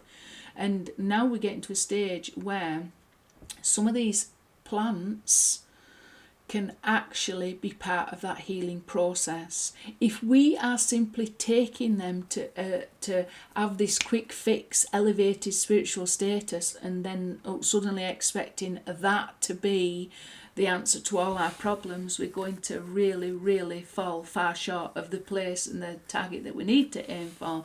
we can only go through a Torah perspective, and we're warned in Torah about this through Nadav and Abihu, and also through Noah. We've got a process of rectification, and this is contained within a time frame, i.e., but towards the end, when we need to start healing from this influence that Greco-Roman influences had on our bodies to traumatize us, and the Amalek influence and everything like that, all the evil that we've suffered, our body is etched with this, and it can't let go of the fear, and it dominates over our soul. So we need to alter that, and plants are definitely going to be a part of that healing process. Okay, however, we got to make sure that we're not relying solely on that. If we are doing that as it's just a means to an end. It's not the end. It's just, you've got to understand what you're trying to accomplish. Well, actually, we're just trying to calm down this trauma that we have inherited from the lies of having to live in exile, a Greco-Roman exile, and we cannot now. We need to reprogram ourselves to think like Hebrews and to transcend this illusion. Is that we've inherited this lies, this egocentric, flesh-dominated reality that we've all been exposed to. Okay, so you shall not be troubled when you send him free from you, for twice as much as a hired servant he has served you 6 years, and the Lord your God will bless you in all that you shall do.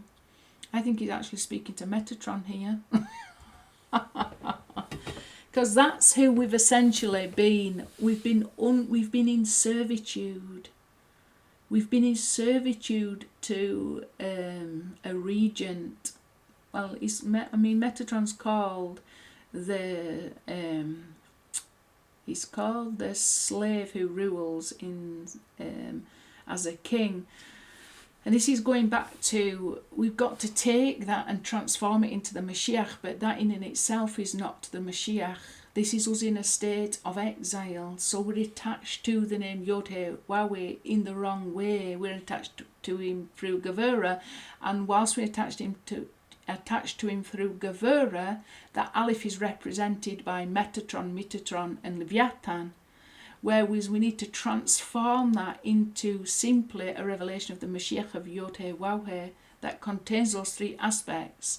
That is the Aleph Gadol, Moshe, Moshiach Ben Yosef, and Moshiach Ben David. Okay, and that is empowered by the truth of Yosef Chaim. It's all connected.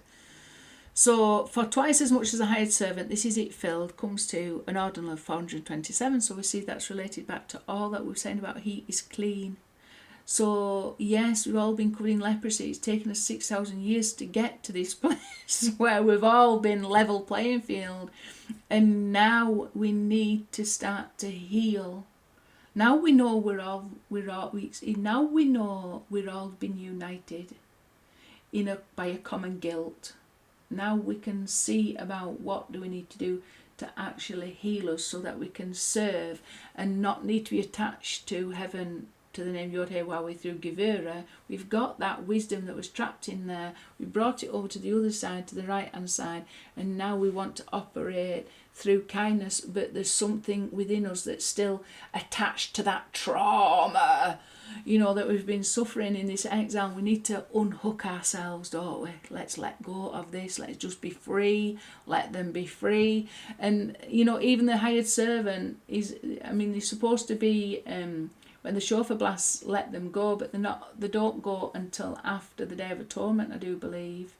They've got to wait an amount of time before they're actually set free.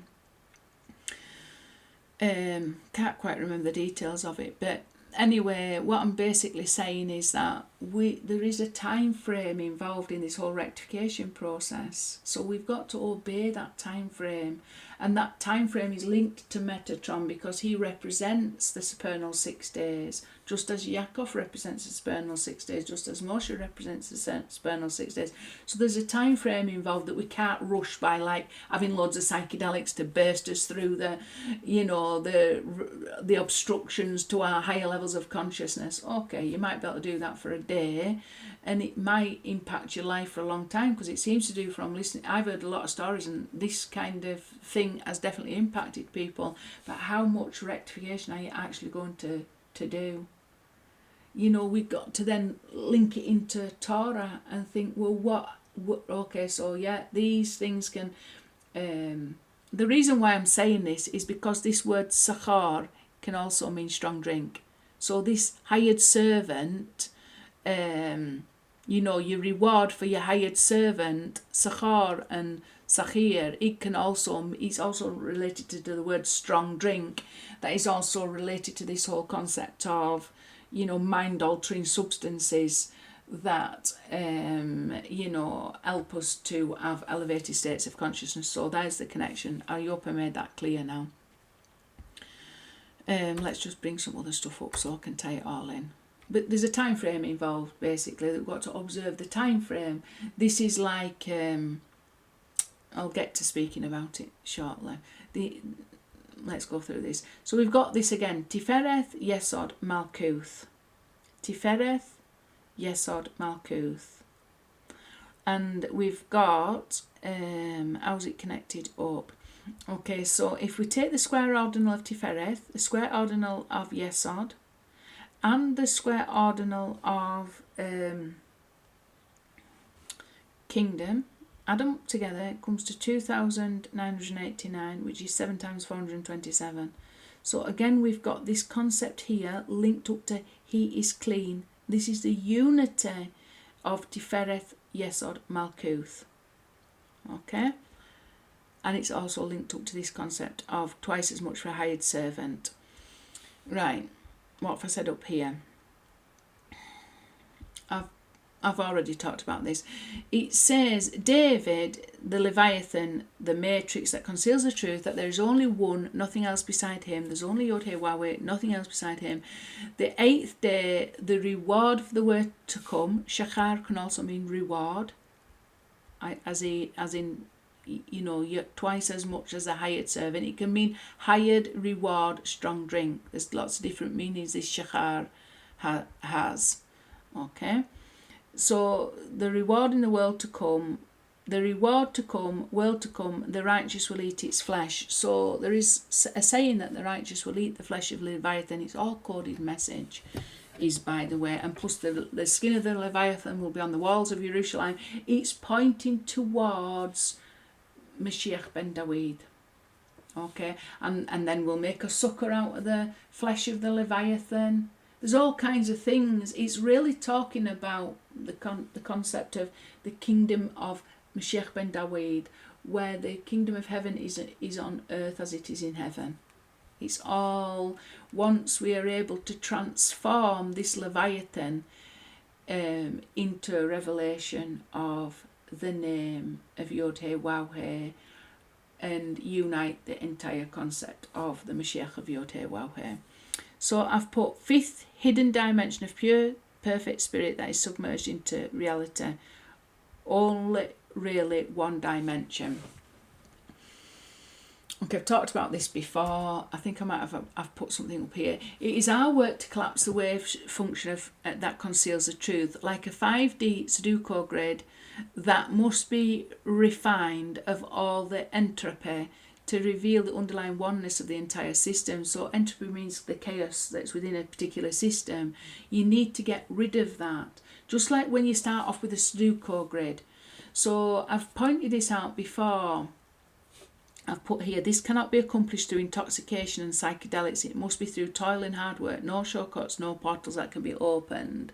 Except we can use those psychedelics, like I say, to get us free from some of that trauma that we've already experienced. It's just that we can't quicken things up until we get to the end.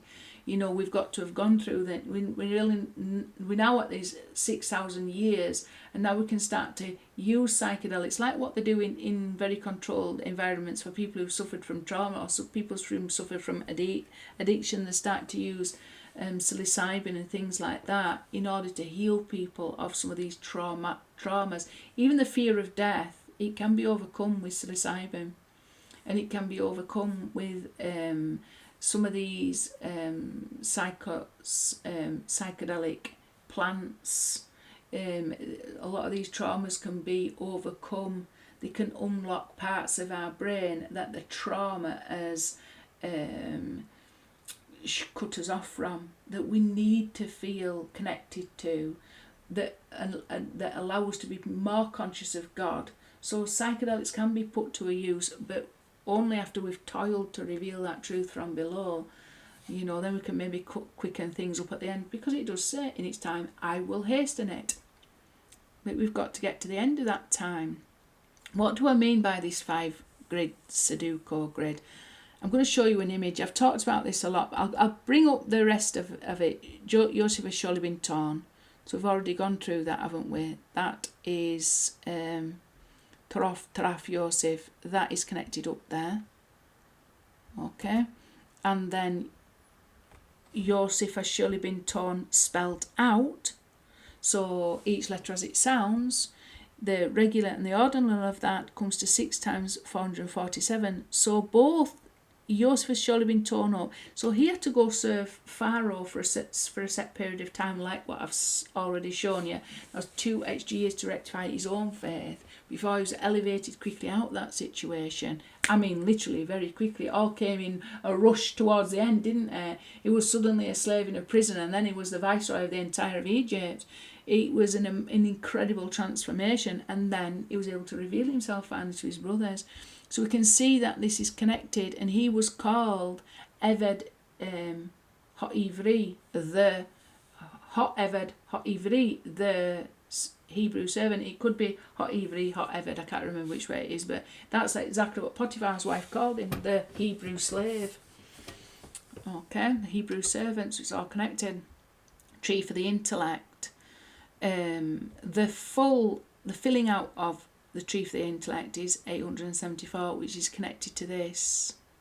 Okay, and it's also connected to this. I did a whole teaching on this called the mother of all trees. I'm not going to go through it now, but very, very powerful teaching. There's lots to tell us about this.